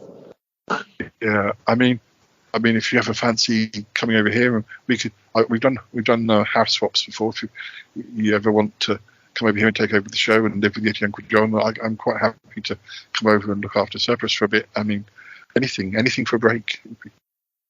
That could be fun. I feel like this is an uneven exchange. You get my elderly dog who sleeps all day, and I get Yeti Uncle John. It sounds like heaven to me. But, or I could just send him over to you, and I wouldn't have to leave. But you would get Richard as well, who tends to randomly pop out of corners and make weird noises. So I'm used to that. But anyway, anyway, I'm glad you could be here. If only briefly for episode 600, and we'll definitely do something in the new year, and I hope you have a good rest of your year. And if you go to any more meteorites or planets, then do take care, won't you? And I hope the food isn't all chewy, and I hope Uncle John doesn't pop out of nowhere at you. Oh, and look out for those space magpies, because apparently they can be very hypnotic. Apparently never look them directly in the eyes. That's right, don't do that. Okay.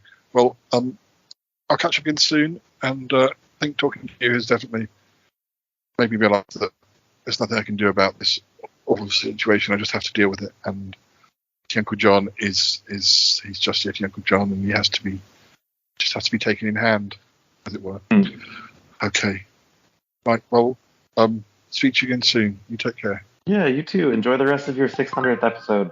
Thank you very much. I'll do my best. Can't we just have a party at the end of it or something?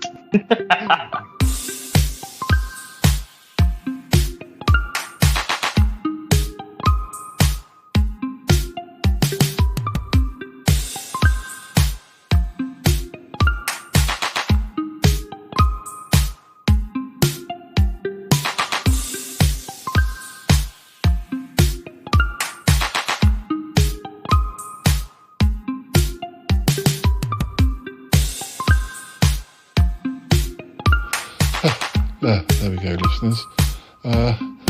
We've sorted out quite a lot of things this episode, but there are still things to sort out. I need to speak to Ick. I guess I need to speak to Martin. Oh dear! Oh, now my phone's ringing. Oh, Paul, it's me.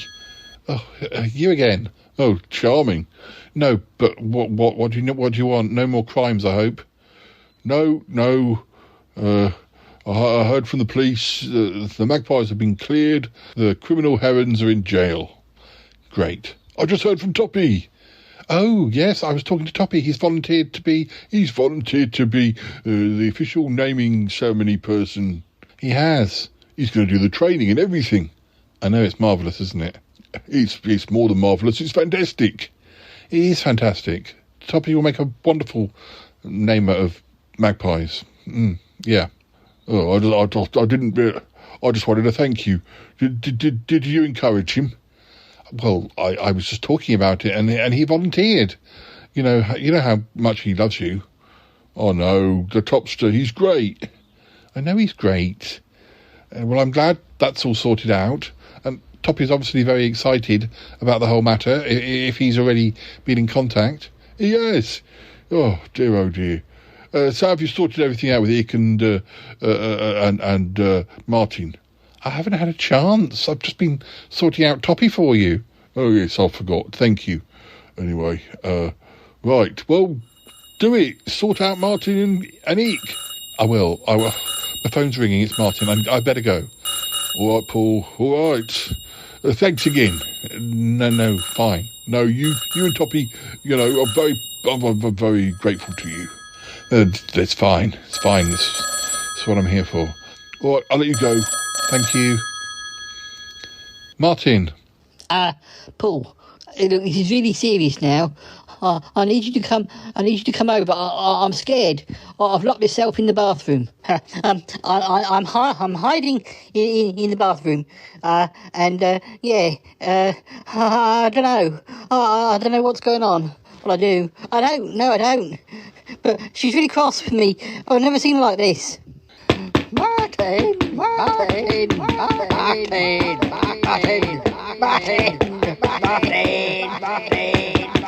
Look, Martin, I'm not sure I should get involved. If it's just some sort of domestic, I'm sure she'll calm down.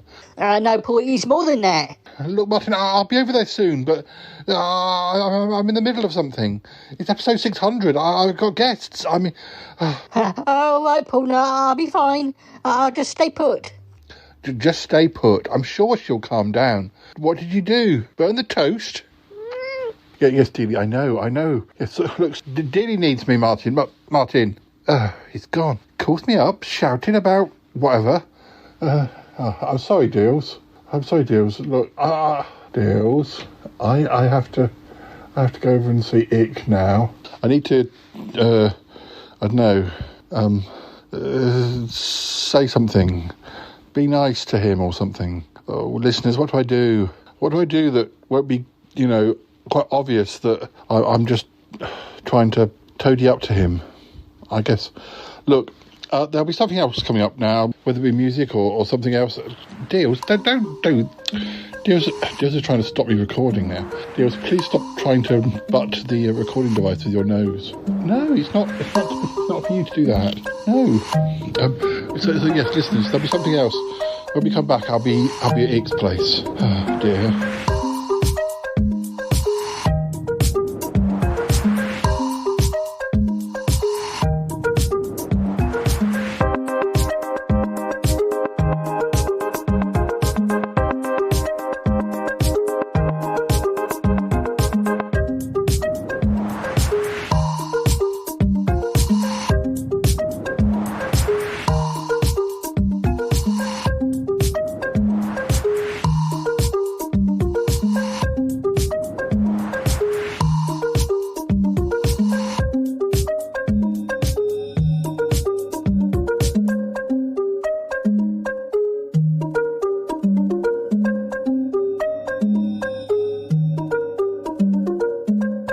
Hi listeners, I'm at Ick's place.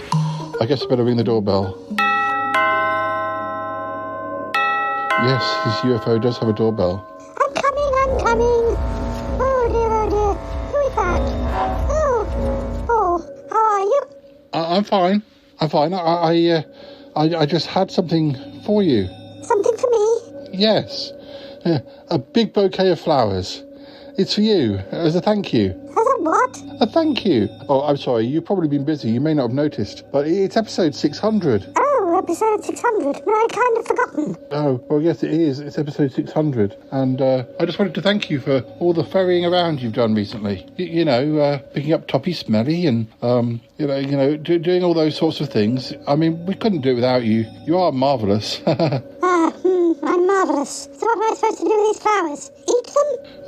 I thought you might put them in a vase. Oh, is that what you're supposed to do with flowers? I've obviously been doing the wrong thing.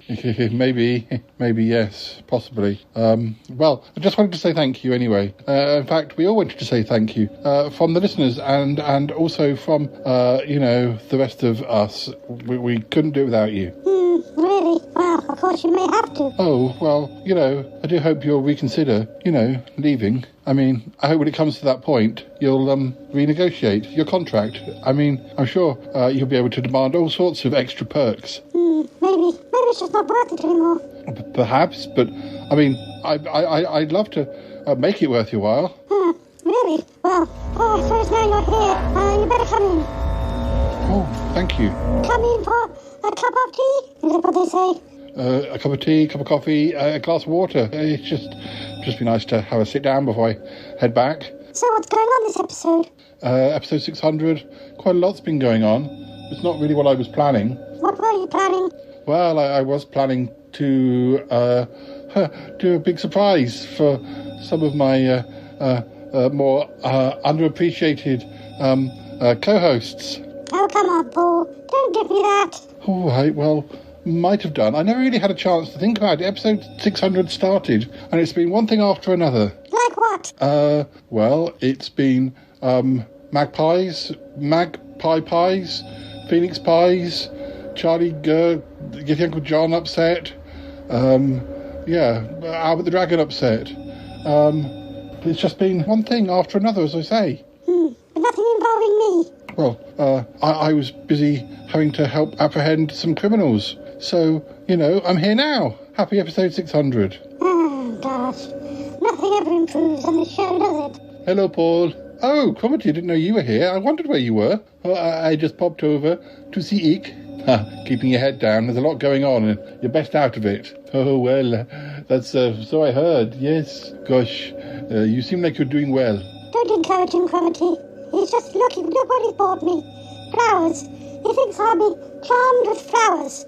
No, not at all. I mean, I'm just trying to, keep everyone happy. And Martin keeps ringing me. Tallulah's got him locked in the bathroom or something. Well, that doesn't sound very good. I'm sure it's just some domestic. I'm sure it's nothing to worry about. Well, that's what I kind of thought, but, it's been going on quite a long time, and we know she's not herself. Well, yes, that's true. Oh, dear. Do you think we should go over, Paul? Well, I was intending on going over, but, I wanted to bring Icky's flowers first. He didn't get you any flowers, Cromitty. Does that mean you're not underappreciated, or that you're more underappreciated than I am? Oh, I don't think... I'm not sure. I don't know. Well, Cromitty, of course you're appreciated. And on a lot more shows than I've been recently. So presumably your contract is better than mine. Perhaps we should compare them. Look, I don't want to get into any of this business about contracts. No, of course you don't. No, but what I mean is there's been a lot going on. Eek, to be fair, it does sound like he's been running around, It's episode 600, and poor old Paul has been, running around after Charlie Gurr and Albert the Dragon and Yeti Uncle John, and, it sounds very exhausting, Paul. It has been very exhausting. Nobody thinks about you, do they, Paul? No, nobody thinks about me. It's my special episode, or, a special episode, one of a few we've had, but, I just wanted to celebrate. And after what happened at your birthday, Cromitty, don't mention my birthday. No. Best to gloss over it. I know I spoiled your birthday, but you deserved it. I don't want to get into this, Ick. I don't want an argument. No, oh gosh, I'm sorry, Paul. I never thought. Let's all have a cup of tea. Look, I don't think I'm actually wanted here. So I just want to say thank you, Ick. And if I'm going to get myself into an argument, I might as well just go over to Martin and help Martin with Tallulah. Maybe you should. Oh dear, Paul. Oh, I'm sorry. I didn't think before I spoke. That's all right, Cromitty. Ick is clearly still cross with me, and I don't want to make matters worse. Bring me flowers. That could make matters worse. But Ick, flowers are lovely. I take it as an insult. Well, in that case, eat the flowers, whatever. I won't stop for tea. I'm going to go over and help Martin. That's what I should have done probably straight away. I keep ignoring the poor fellow, and I don't know what's going on. Oh dear. Oh gosh, I think I should come with you, Paul. Oh yeah, you go too, Cromitty. Run along. Oh, you're like a little lapdog to that man, just like you are with your Uncle John. Well, that's not very nice. I thought we were friends. Well, we were, but you make it quite clear whose side you're on. Look, Cromitty, don't come if it's going to make trouble. No, Paul. If I have to pick sides, I know which side I'm on. I'm coming with you. I'm coming with you as much to support Martin and because I am concerned about my friend Tallulah, as Eek should be. They're no friends of mine. Eek, I don't know what's got into you. You've had a pretty good run on this show over the years. You're one of the most notable characters on the show, and you've just become some sort of prima donna. Oh, a prima donna now, is it? Oh well, please do make your opinions clear. I have to agree with him, Eek. I have to agree with Paul. You have become a prima donna. You're not perfect. All that business with Radio.fm and getting involved with Yeti Uncle John and those biscuits and, you have taken over many of the plots this year. You just seem to have forgotten that sometimes other people have to step forward and anyway, come on, Paul. Oh, yes, get out of here. Go. don't care. Come on, Cromitty, let's go. We really ought to go and see Martin and see how Tallulah is. Yes, I'm coming. Oh, Eek, you disappoint me. You disappoint me too. Do you hear me? I'm happy episode 600. I find nice flowers as well. They smell beautiful. Oh dear. You silly ick. Oh, damn it.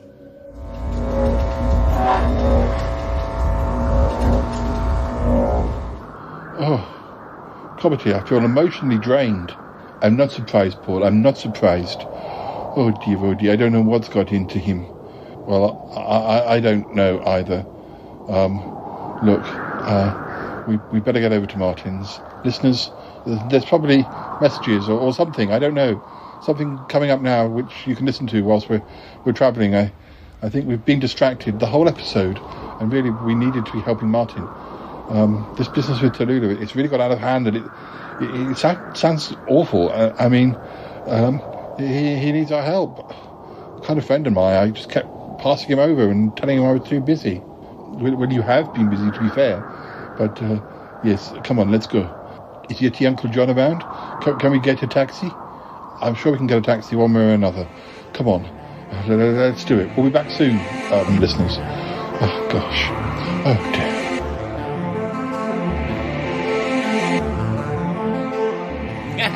Hey, Paul, it's me again. It's Toppy. Listen, I wanted to make sure that I didn't come off sounding, offended. But no, because really, I really am happy. I just wanted you to know that you, blew past me this year. And you're at 600, and I don't know. I'm so far away, but no, it's fine. It's fine. I just want you to know it's fine. I am all about you, and the fact that you blew past me, and you're at 600 already is just it's fine. It's fine. It's fine, and it's wonderful. So congrats again that you blew past me. No, you left me in the dust, but I'm not a bit. No, I'm over it, and I just want you to know, I just support you and support. You could slow down. That would be okay. Anyway, no. I just want to make sure that you know that I know that you know that I know that I could be at 700 by now. But no. Anyway, no, it's fine. Anyways, congrats on 600 is all I'm saying. And I don't want you to think that I'm a bit jealous. No, because I'm not. Anyway, okay, so I should just probably leave it at that. And you go on and do your little shoe, and it'll be fine. It'll be fine. Anyways, okay, Paul, I gotta go because, boy, I gotta rush out the next episode. Okay, but yeah, bye. Okay, congrats on 600. No, seriously, congrats. 600, that's great. Yeah.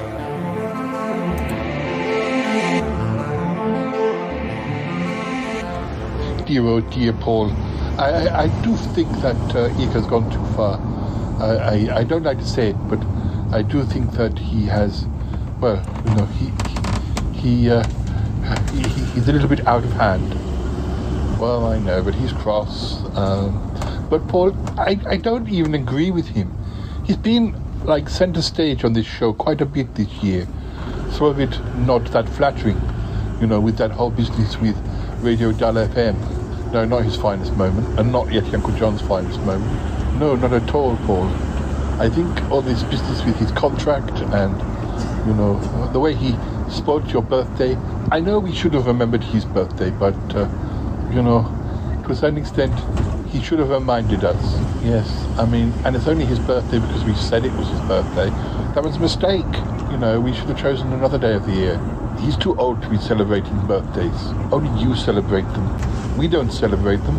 Bettina celebrated hers. Yes, but will we remember next year? I don't know. That's a good question. Anyway, look, we're at Martin's now, so we ought to go in. Yes, we should. I thought Yeti Uncle John was coming with us. I don't know what's going on with Yeti Uncle John. The Magpies and everything is taking up his time. Well, he wasn't available to drive us here. No, he wasn't, but he has said he'd catch up later. Well, I hope he does. Yeah, I hope he does too, but oh dear. There's Martin. Gosh, he does look upset. Yes, he does. Oh, golly. Hello, guys. Things are, well, you know, things have got worse. Really? Well, at least you're not locked in the toilet anymore. No, I'm not locked in the toilet, but Mum is locked in the cellar. Oh, dear. That's never good.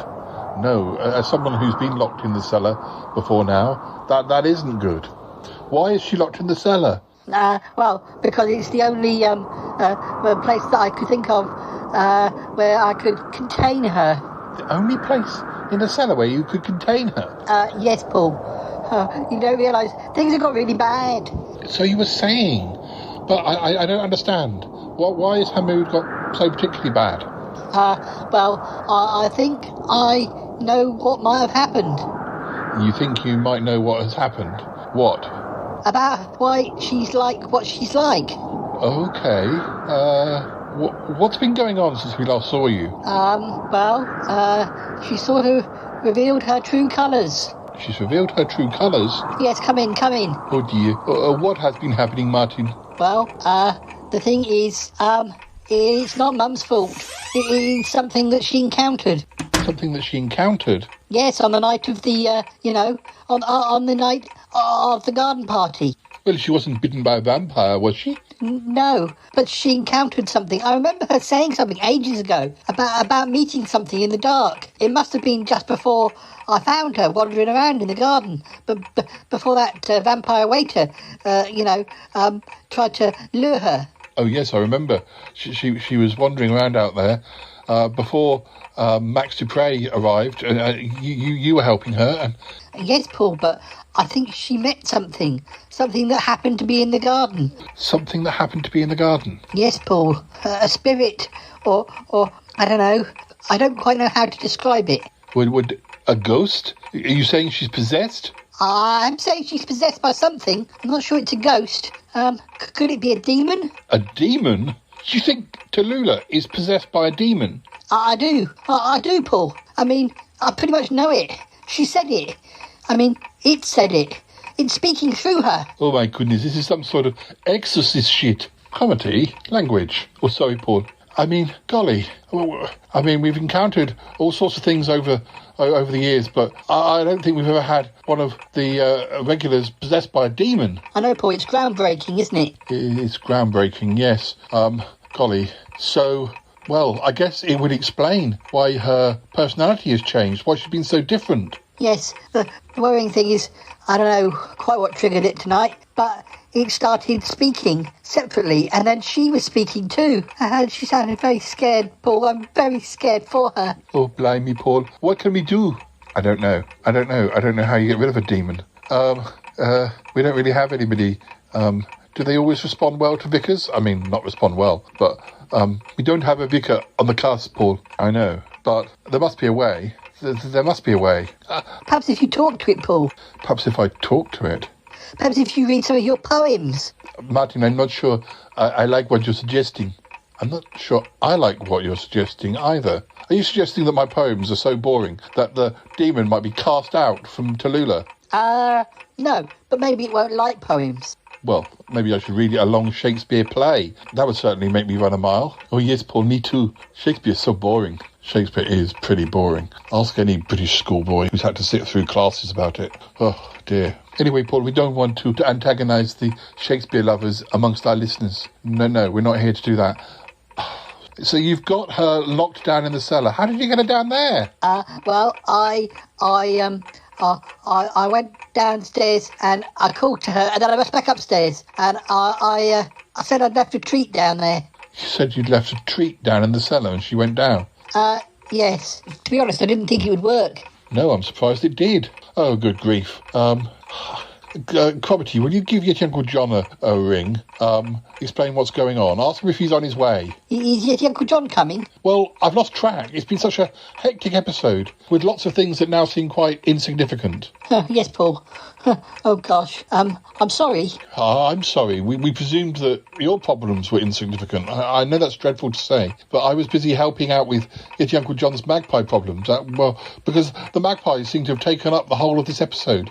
Whether it be Charlie Gurr or Albert the Dragon, the magpies have really taken centre stage, and really we should have been looking after you and poor Tallulah. I know, Paul. Will you come and have a peek at her down in the cellar? Is it safe? I don't know, maybe you could just talk to her through the door. I guess I could. Oh, gosh, listeners. I'm really sorry. Episode 600 isn't the episode I was hoping it was going to be for you. It's quite scary. It's quite scary. Cromitty, will you call Yeti Uncle John? Oh, yes, Paul. Don't go down into the cellar. No, not without us. Just stay the safe side of the door. Yeah, we won't go in. We won't go in. Oh, good grief.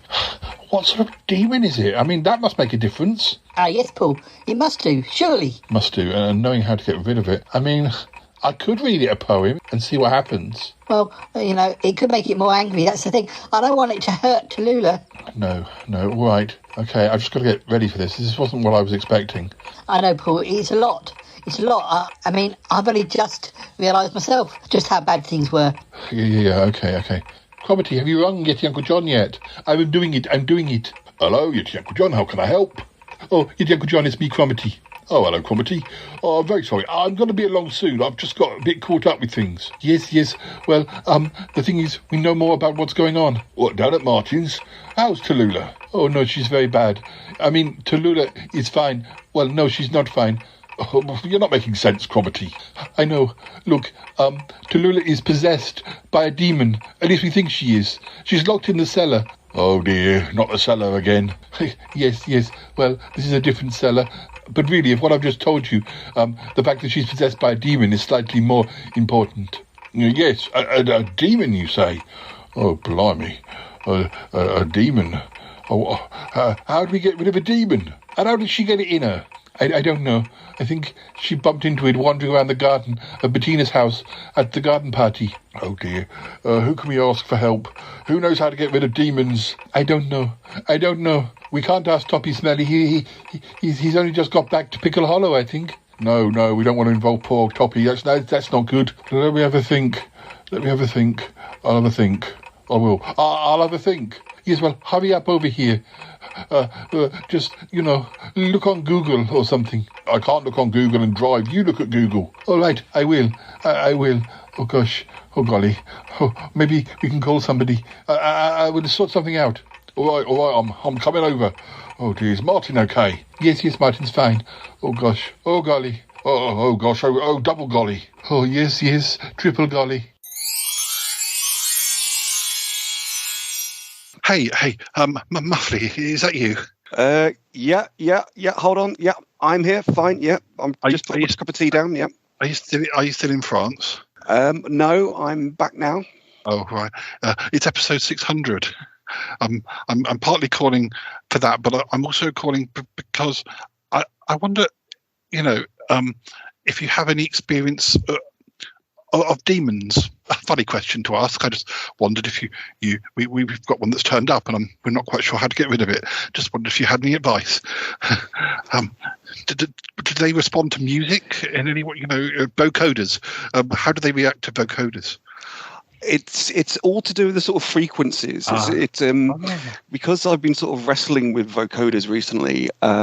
It's all to do with sort of the frequencies and sort of attuning the certain frequencies that you can cancel out the demons with them. In fact, we've got some woods just behind us, which are actually called Hunger Hills Woods, which is quite spooky in itself. Yeah. And once when I was out running, I had sort of a bit of a scary moment and sort of vowed not to go back because I was like, it just really put me off sort of going through those woods. But in time, I thought there must be a way of, sort of getting over this. A bit like, sort of, say, when Patrick Troughton sort of, knocks up something to sort of defeat the Cybermen with Tobias Vaughan, I think it is in The Invasion. Yes, that's right.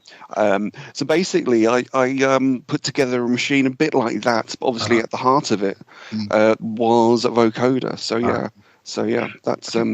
Vocoders do seem to be the answer to everything.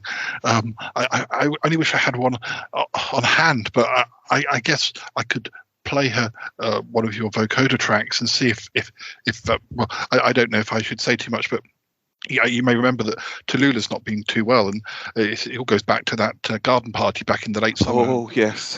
How can we forget? Yeah. Has the grass grown back, or is there still burn marks from that? I think they're just about growing back, but it looks like there was more than just the vampires in the garden that night. It looks like there was a demon, and she encountered it, and that's why her mood's been so strange.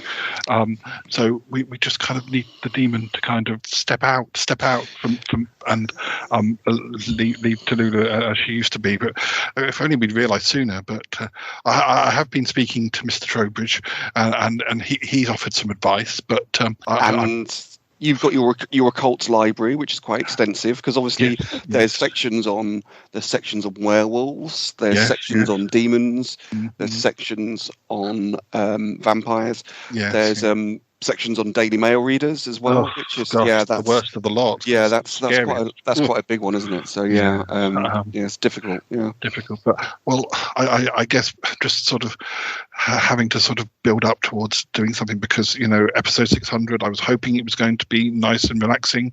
As you'll hear when you hear the full episode, I was distracted by a lot of other things going on, which seemed important at the time, but actually turned out not to be, not compared to what's been happening to Tallulah. So I haven't really had the episode 600 I was hoping for. I know it's not all about me, and yet it's kind of all about me, and I feel it's kind of been, I've kind of had a lot to deal with. But sure, it's always that thing about sort of expectation and reality and managing expectation.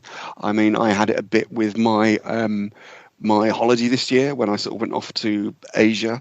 You sort of have this sort of picture postcard view of how things are going to be, and then you get there and it doesn't sort of quite meet that sort of mental image in your head. And I think sort of in terms of the podcast, you've probably got it all mapped out in your mind and how you want things to go. But then there's like sort of spanners. Absolutely. Well, in your case, probably literal spanners as well, because of these demons. I mean, they sort of they arm themselves. So so there's literal and metaphorical spanners. Yeah. It's quite a lot, and having the regulars around can be trying at the best of times. But anyway, I suppose I really ought to get back and see what we can do. I wonder if just getting cross. They did suggest that I should read a poem or read lots of poems to drive the demon out. But I think that's just Yeti Uncle John being Yeti Uncle John. But perhaps it'll work. I guess I can try. Anyway, well, I spoke to Martin. He just gave me a quick call earlier. And you know what Martin's like. He sort of does tend to sort of go off at tangents, and he sort of loses focus. But the one thing he said was Swafiga. I don't know if that's any use, if that's worth considering, or if like you want to write the poems, print them out, laminate them, then maybe put like a thin layer of Swafiga, even Swafiga, and then sort of you could maybe use them as a weapon in some respects. I don't know. They're quite sharp, aren't they, if you throw them? But I don't want to hurt Tallulah, but I guess, it's all ideas. Well, it's very glad for any ideas at the moment. But anyway, course, I'm sure all these things will pass, and soon we'll be on to episode 601. Lovely. And I think your theme tune is probably debuting on this episode, so it's not all bad. But well, there we go. Yes. But, anyway. Yeah. Well, I'll let you go and just wish me luck, and I'll do my best. I promise. Indeed. You've got that. I know you've got your phone, but you've got one of those emergency button things as well that you can always press as well. That sort of if you press that, I'll be coming in the donkey helicopter, which I told you about before. But, of course. We'll talk about that a bit more in a further date anyway. Oh, good. Yes, fine. Okay, right. Goodbye for now. Bye-bye. Try and keep calm anyway. Just all right. Try and keep calm. Okay. Keep calm. Okay, bye-bye. Bye-bye. Bye. Mr. T, is that you? Yes, thank you for phoning my helpline. How can I help you with the thing? Well, are you sure it's not the real Mr. T? Is it just to help? It's Paul. No, it's me. You had me worried there. No. It's like I'd accept phone calls from the general public. No. Yes. No. You can't just have any old podcast calling you. I've got an answering machine to deal with all that nonsense. Yeah. Well, if I don't recognise them, I'm just calling to ask some advice. It's episode 600 where I am, and happy episode 600. Thank you very much. Where you are. And it's been quite a trying time. We had quite a busy start to the episode. I was planning on cocktails. We didn't have cocktails, but we had lots of what? Well, tails. All right. Yes, okay. tails. There was quite a lot going on with the regulars causing problems, and unfortunately, I kept getting calls from Sniffy Martin, and I kept sort of saying, "Sorry, I've got far too many busy things going on," and I should have been paying attention to what Martin was going through, because this is where I thought you might be able to help. It turns out that the problems that Tallulah have been experiencing is because she's possessed by a demon. Okay, right. Yeah. I just wanted whether you had any suggestions for dealing with demons that are possessing music school teachers. Demons. That's DEMONS, isn't it? Yes, not DAE squashed together MONS. Yeah, those are the Welsh Doctor demons. Who used to spell it just to show off. Or French demons. Well, actually, thinking about it, when was the last time I did watch the Demons? The Doctor Who adventure. Didn't John Pertwee see off Bok the gargoyle, and he got his little. He got his little tool out, his little trowel, didn't he? Yeah. And he said it was made of iron. Uh-huh. And it saw off Bok, who was... I don't know whether you count him as a demon or not, but he's a sort of... He's demonic, isn't he? Yeah, so he's like that. And there is this thing that iron is a sort of defence against demons. I mean, that is not quite right, I suppose. Because I think the thing about iron used to be like you had the Stone Age, and you had the Bronze Age, and then you had the Iron Age. Yeah. But if like people next door were in the Iron Age, but you were still in the Bronze Age, if they'd come at you waving their iron at you, they could overcome you, couldn't they? So, yes. So I think that's where that comes from. I don't think it's necessarily to do with demons, but I do know that although demons are not scared of iron necessarily, they are scared of irons. Oh. And ironing. Oh, well, that's understandable. So if you could like get her to do some ironing, it might come out of her. Okay. You know, it might leave her. Or if you just waved a hot irons at, and don't touch her with a hot iron because it'll burn her. But if you could wave an iron in her direction, sure. That's one thing. Well, the other thing is that I think demons. Now is it Jif Lemon? You know those lemon squeezers you get for pancake there? Yes. It doesn't just apply to demons, because it would apply to me and you and everybody. But if you got a Jif lemon squeezer, maybe, and squirted some lemon juice, I was going to say, you'd have to get that. Yeah, that would work if the demon was out of her, because it would like go in its eye and it would annoy it, and it would have to go away. Yes. But of course, you can't do that to her. No. If the demon's inside her. No. Right, because that would just irritate her eye. Yes. It wouldn't irritate the demon's eye. Yes. So, oh dear, this is getting complicated now. Oh, I know. What? I went shopping the other day, and I got some Jaffa cakes. Right. That's good. Yeah, Yes. Jaffa cakes are good. Always good, yes. Yeah, I really like Jaffa cakes, and if they'd like to send us some free Jaffa cakes, I wouldn't mind. But I noticed they've got new sorts of Jaffa cakes now. Golly. They've got orange ones. Yes. They've got cherry ones. Ooh. But they've also got lemon and lime ones. Oh. Right. Which have got lemon in. Yes. So, what I suggest you do... Right. Buy a packet of lemon and lime Jaffa cakes. Right. And form a circle Oh. round there. So form a circle, round and true. In a... Now, which way is it? Is it clockwise or anti-clockwise? Yeah. Do it anti-clockwise. Sorry. Yeah. Sorry, I was confused there. If you Easily form done. a circle of lemon and lime Jaffa cakes around her, Yes.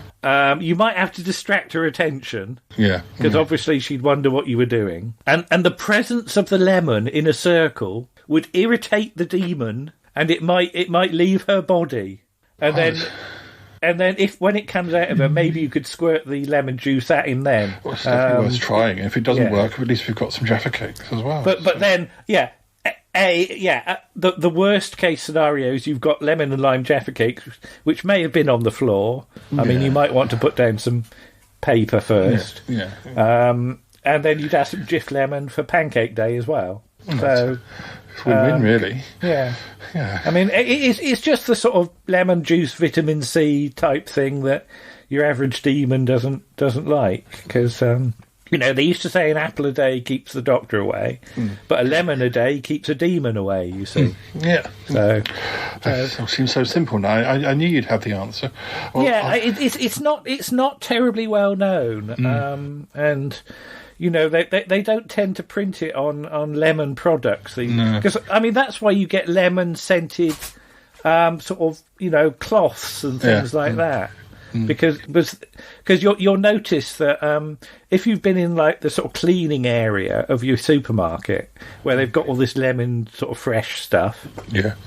You never see a demon shopkeeper serving in that section. You're right. Supermarkets... do sometimes employ demons. Yes, yeah. But you never see them restocking that area because basically they're allergic to the lemon, you see.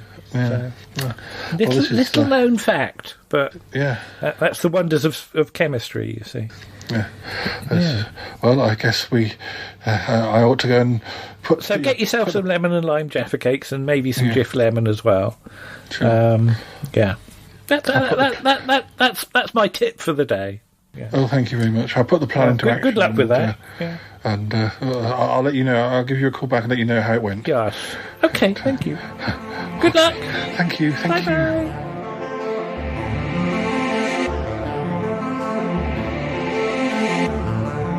Oh, hey, Paul. Hey, sorry to interrupt yet again, but I was listening to the past...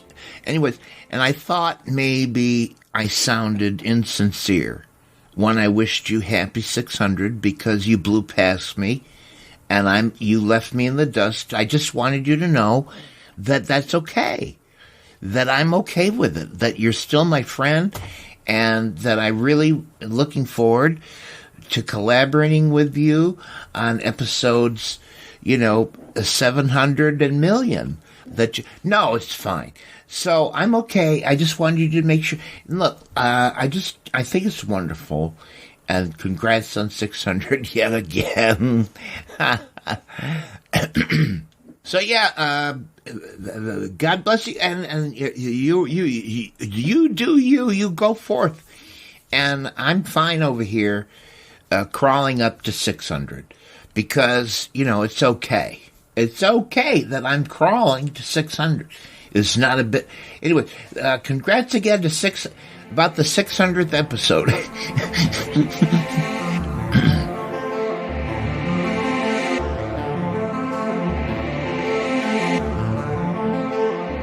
Oh dear, Paul, I really don't know what to do.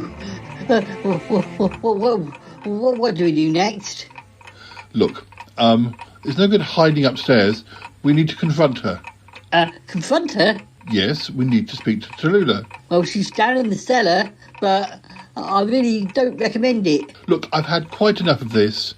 There's been so many things that have spoilt episode 600 for me that I've got no time for demons.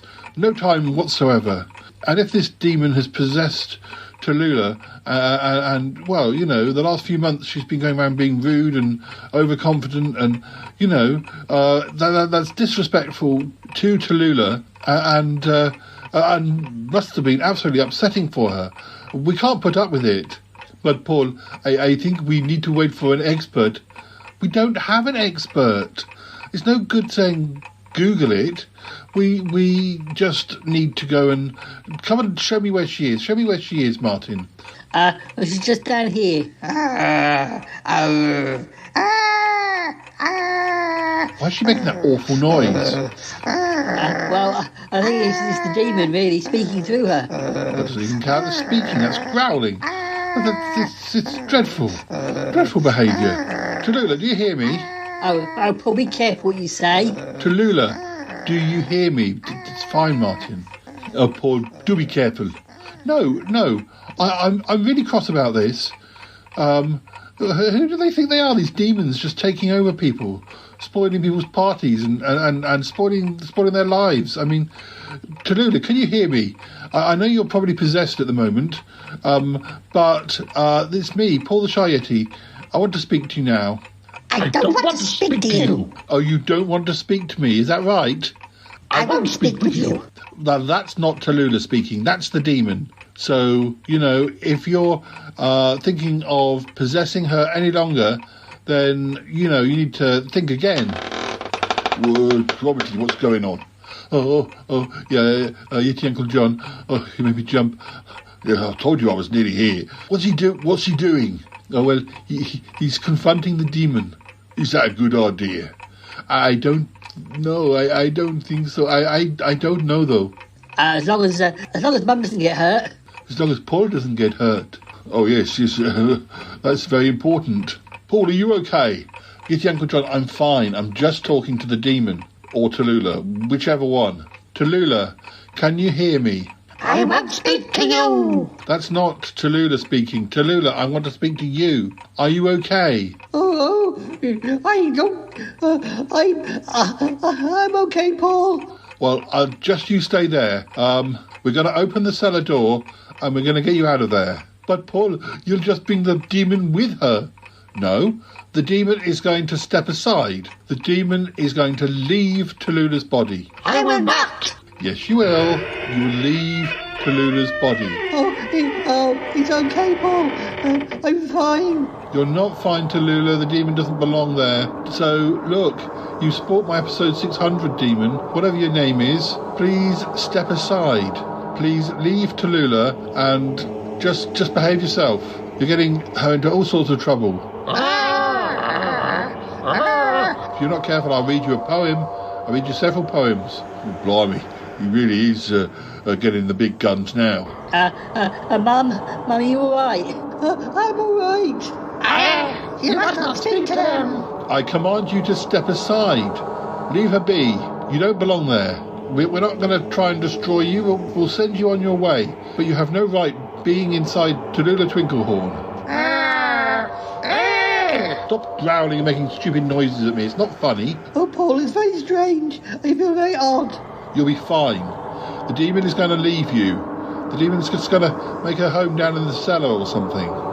There's a good possibility that maybe the demon is not actually that bad. Maybe we can appeal to him. Don't shout at him, Paul. What do you mean?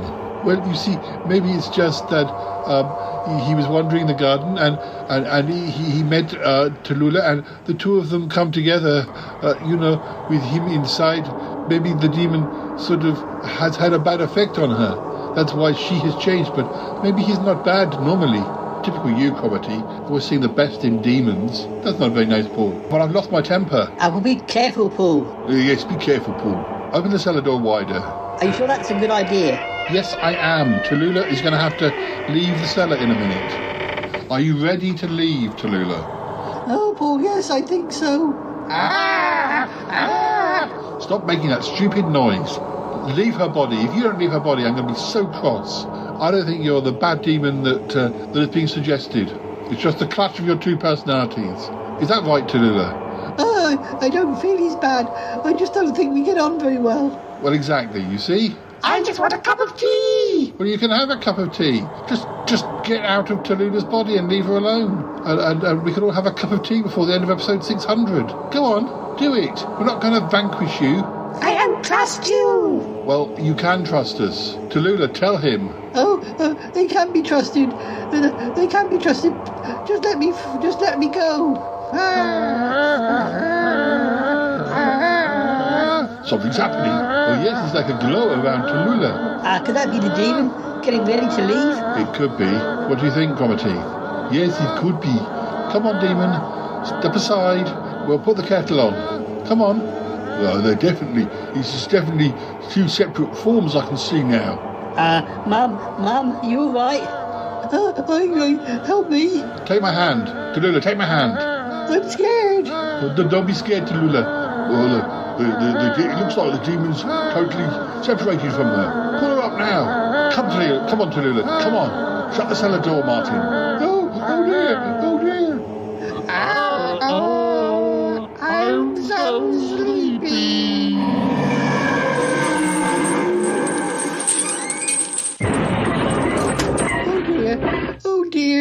Oh dear. It's all right, Tallulah. It's all right.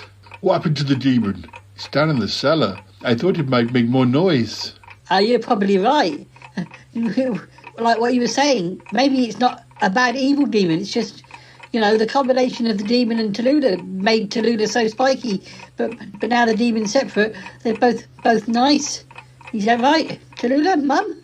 Oh, well, we did have some quite nice chats, but yes, I did feel very strange. The whole time he was there, I couldn't tell anyone. I couldn't explain it. Oh, yes, well, this is understandable, Tallulah. Come on, let's take you to the lounge. Is that demon going to be safe down there? Well, it'll be safe for now. It doesn't seem to be wanting to come up. Didn't you hear it say something about being very sleepy? Oh, yeah, I did. Oh, dear. Oh, dear. Come on, Tallulah, you're safe now. Oh, Mum, I'm so glad. We just didn't realise. We never realised what happened. And I'm sorry, I didn't pay enough attention myself. We should have addressed this a lot sooner. If only we realised. I'll go and put the kettle on. Martin, Cromitty, you two take her into the lounge. Get your Uncle John. Will you keep an eye on the cellar door for a little bit longer? Yes, I suppose so. I can't put the kettle on.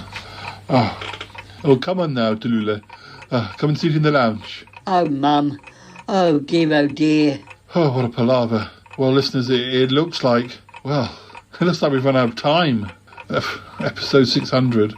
It really wasn't the episode I expected, but I guess at least we've solved a few problems. Whole business with the Magpies. We've still got the Magpies naming ceremony to do at some point. But, well, maybe...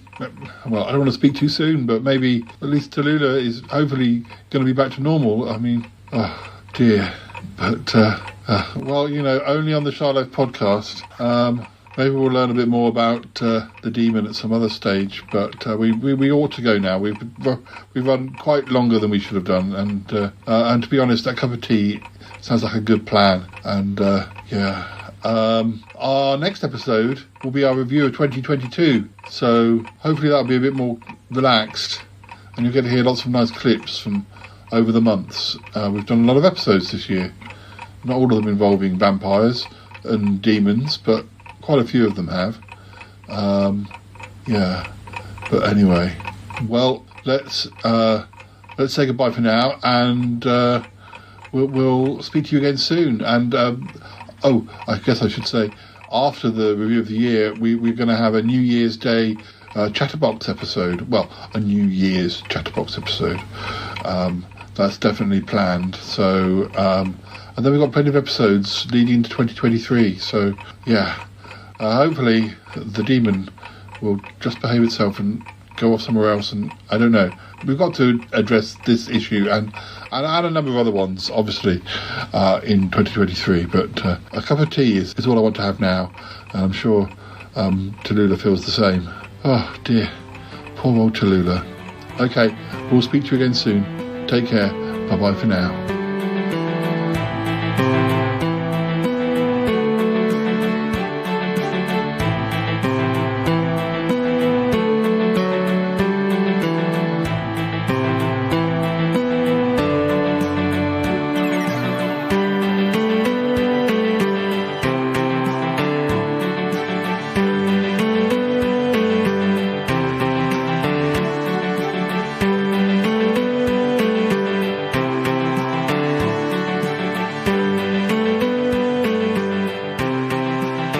Well, you can't beat a cup of tea, can you, eh? Oh, you most certainly can't, no. Yes. Oh, it's so good for relaxing you. Ah, yes, it is. Isn't it just? Blimey. How are you feeling, Tallulah?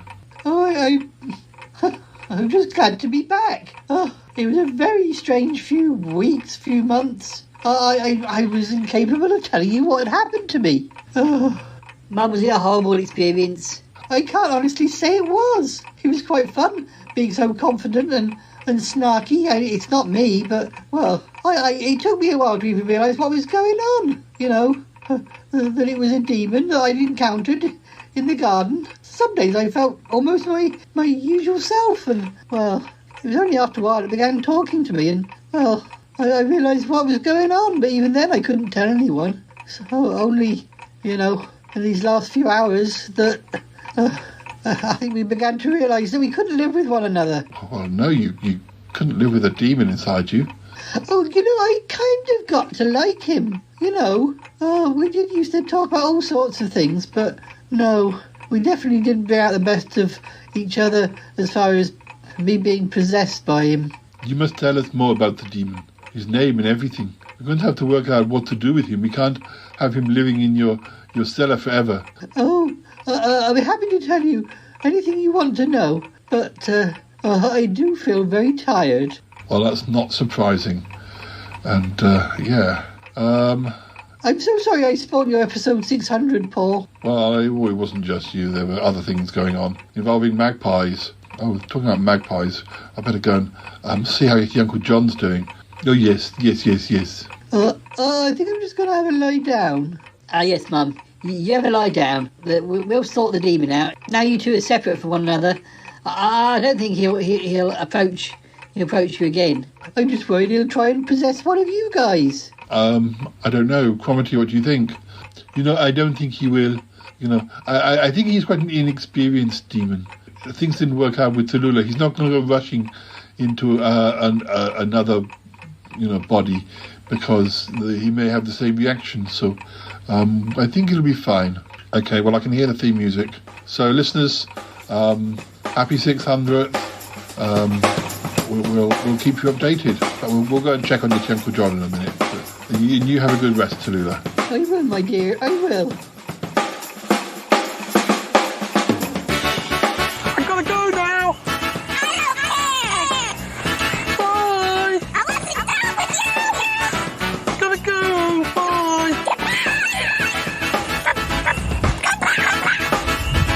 Bye. Goodbye.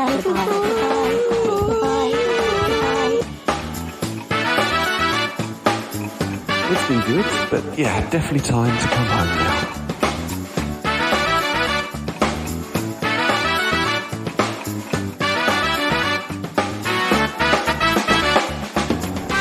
This show is part of the Pride 48 network. Find more shows over at pride48.com. Oh dear, what's going on now? Oh, it's the Shy Life podcast.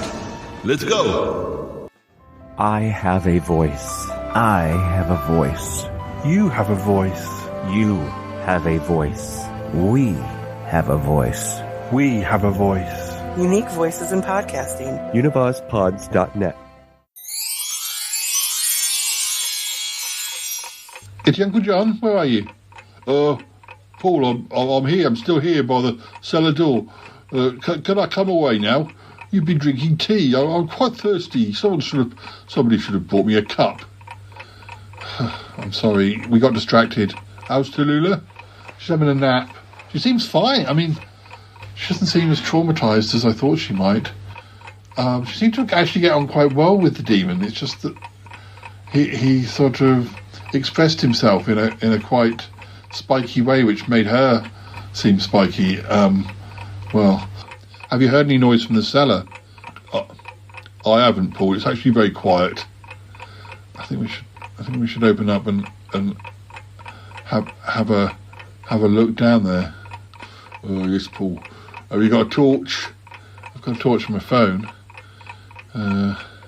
You open the door. Do we know its name? No, we don't yet. We didn't want to bother Tallulah too much. Hello, demon. Demon, are you down there? There's no sound. No, there's no sound. But I can see a light though. That's a bit weird for a cellar, isn't it? Well, not necessarily. Oh, look at it! Look what's happened! Oh my goodness! The back of the cellar walls crumbled. It looks like something's exploded out of the cellar. Oh dear! That's going to cost a bit to repair. Presumably that was the demon leaving. Oh, there was so much noise and whatnot going on.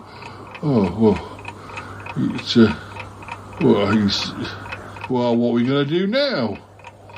I don't know yet, Uncle John. The demon's not in the cellar anymore. We're going to have to keep an eye out for it. You think it's going to come back? We actually don't think it's going to come back. We don't think it's going to target Tallulah anymore. We think it's probably had quite enough of Tallulah. And probably maybe quite enough of possessing human bodies as well. Dear, oh dear. Well, maybe we'll learn some more from Tallulah once she's had a rest. Yes. Well, in a way, I don't like the idea that it's out there roaming around. But hopefully it'll keep away from people. Yeah. Well, I guess we'll just lock the cellar up and speak to Martin and explain it all. What's going on, Paul? The demon's gone.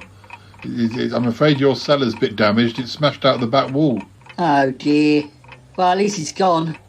Well, I was saying the same to Eddie Uncle John. It could be a good thing, could be a bad thing.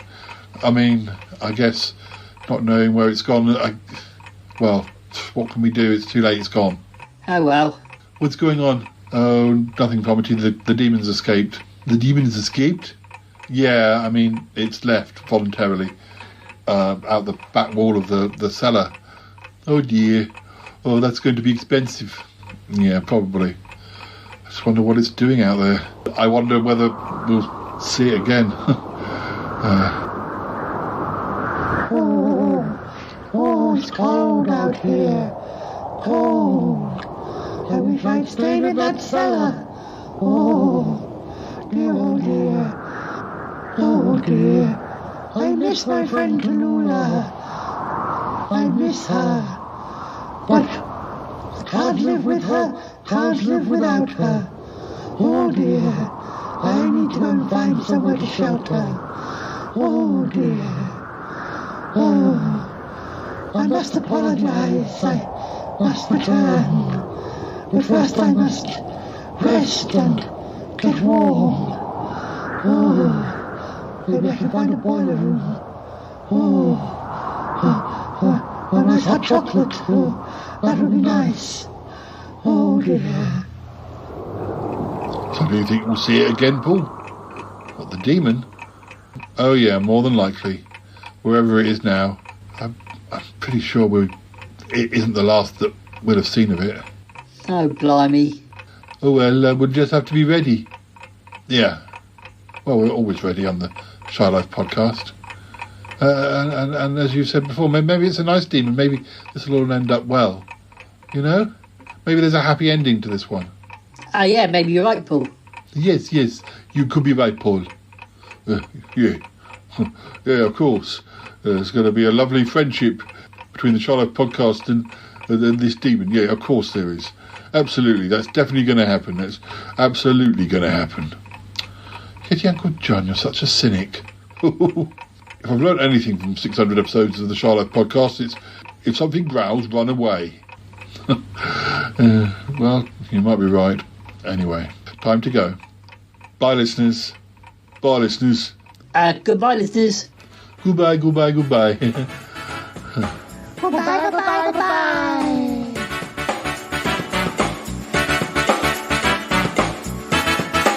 Yeah, Paul Chandler invented a selfie. That's all there is to it. Did this damn thing just end on a cliffhanger? What was that, a cliffhanger? That was a cliffhanger. Oh, Paul ended the show on a cliffhanger. Oh, kitty, kitty, dealy. Purr, purr, kitty, kitty, kitty. Oh, I love Dee Dee. What the hell just happened on this show? I mean, seriously, reverse it, because I lost... What's going on? What happened? Mr. T, is that you? Oh, legs, arms, feet, nose. Yes, that is me. I always like to check, you know. Yes, best to check. But it is me. It's me. Yes. It's me, Paul the Shayeti again. Oh, hello, you. Hello. I just wanted to let you know how your plan went. I'm glad to say it all worked pretty much perfectly. Have we exorcised a demon or whatever? He's come out of her anyway. He's come out. We've still got him about. He's still about. He's in the shed at the moment having a rest. But but anyway, was it a long day? Was it a drawn out process? It's been quite a few months, but Tallulah's resting up as well. Hopefully she'll go back to normal, and well, I'm hoping it'll work out fine. Obviously, not quite sure what we'll do with the demon when he wakes up, but I get the feeling that perhaps it was more the combination of Tallulah and the demon that, you know, it was irritating Tallulah having this other presence and not being able to explain it. That's where the anger was coming from through her. It wasn't necessarily the demon was a nasty demon. It was probably quite a nice demon, but I'm not sure. They just sort of rubbed each other up a bit wrong. Yeah. Yes, that's right. Yeah. Oh, the other good news is when I bought the lemon and lime Jaffa cakes, it was a 2-for-1 deal. So I got a cherry flavoured one as well. So good. Yeah, so that's the. I'm not sure. Have you eaten them? Not yet. Oh right, okay. I was going to say I don't know what cherries are proof against, but yeah, I think you're just as well off eating them, frankly. So. We didn't get a sponsorship deal in the end, did we? Not yet, but maybe we're here. Maybe if I take some photos of me with Jaffa Cakes smiling. Around the Archives and the Charlotte podcast, I think that Jaffa Cakes are great. Yeah. I'm winking at the screen, even though there's no screen. But, yes, I could tell. Okay. Well, anyway, thank you for your help. It really did help. No problem. It's always good to help. And we'll be in touch for the New Year the New Year show. New Year what? In a few, the Nude Year show. The Nude Year show. I'm not going nude for a whole year. I'll get chilly. Oh, well, we did it for charity once, but anyway. Right, well, thank you. We shall be talking again soon. Okay. See you soon then. Bye-bye. See you soon. Bye for now. 600. 600. 600.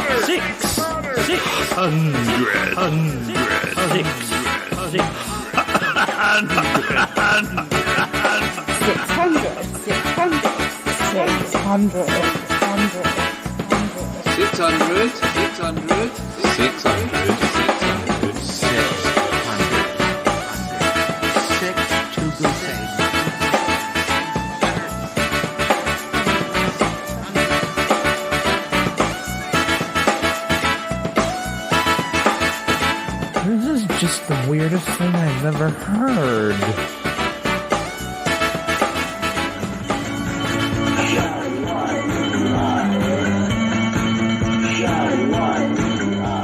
$600. Sorry.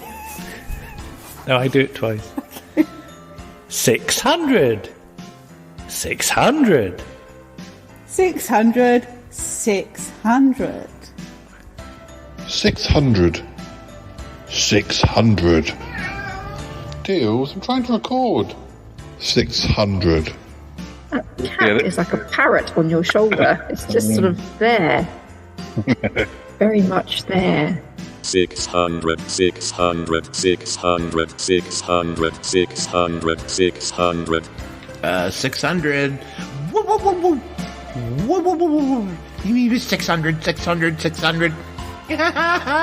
600! Can you believe it? 600. 6 double goose egg. Now. 600. 600. 600. 600. 600 and 600. No. I can't do Gordon Costello. That'll do. Thank you, Paul. Bye-bye.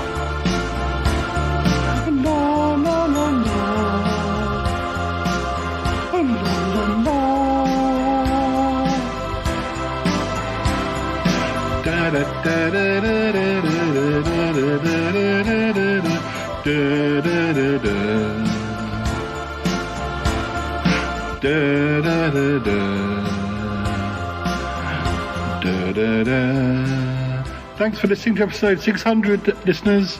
Bye for now. Bye-bye. A magpie,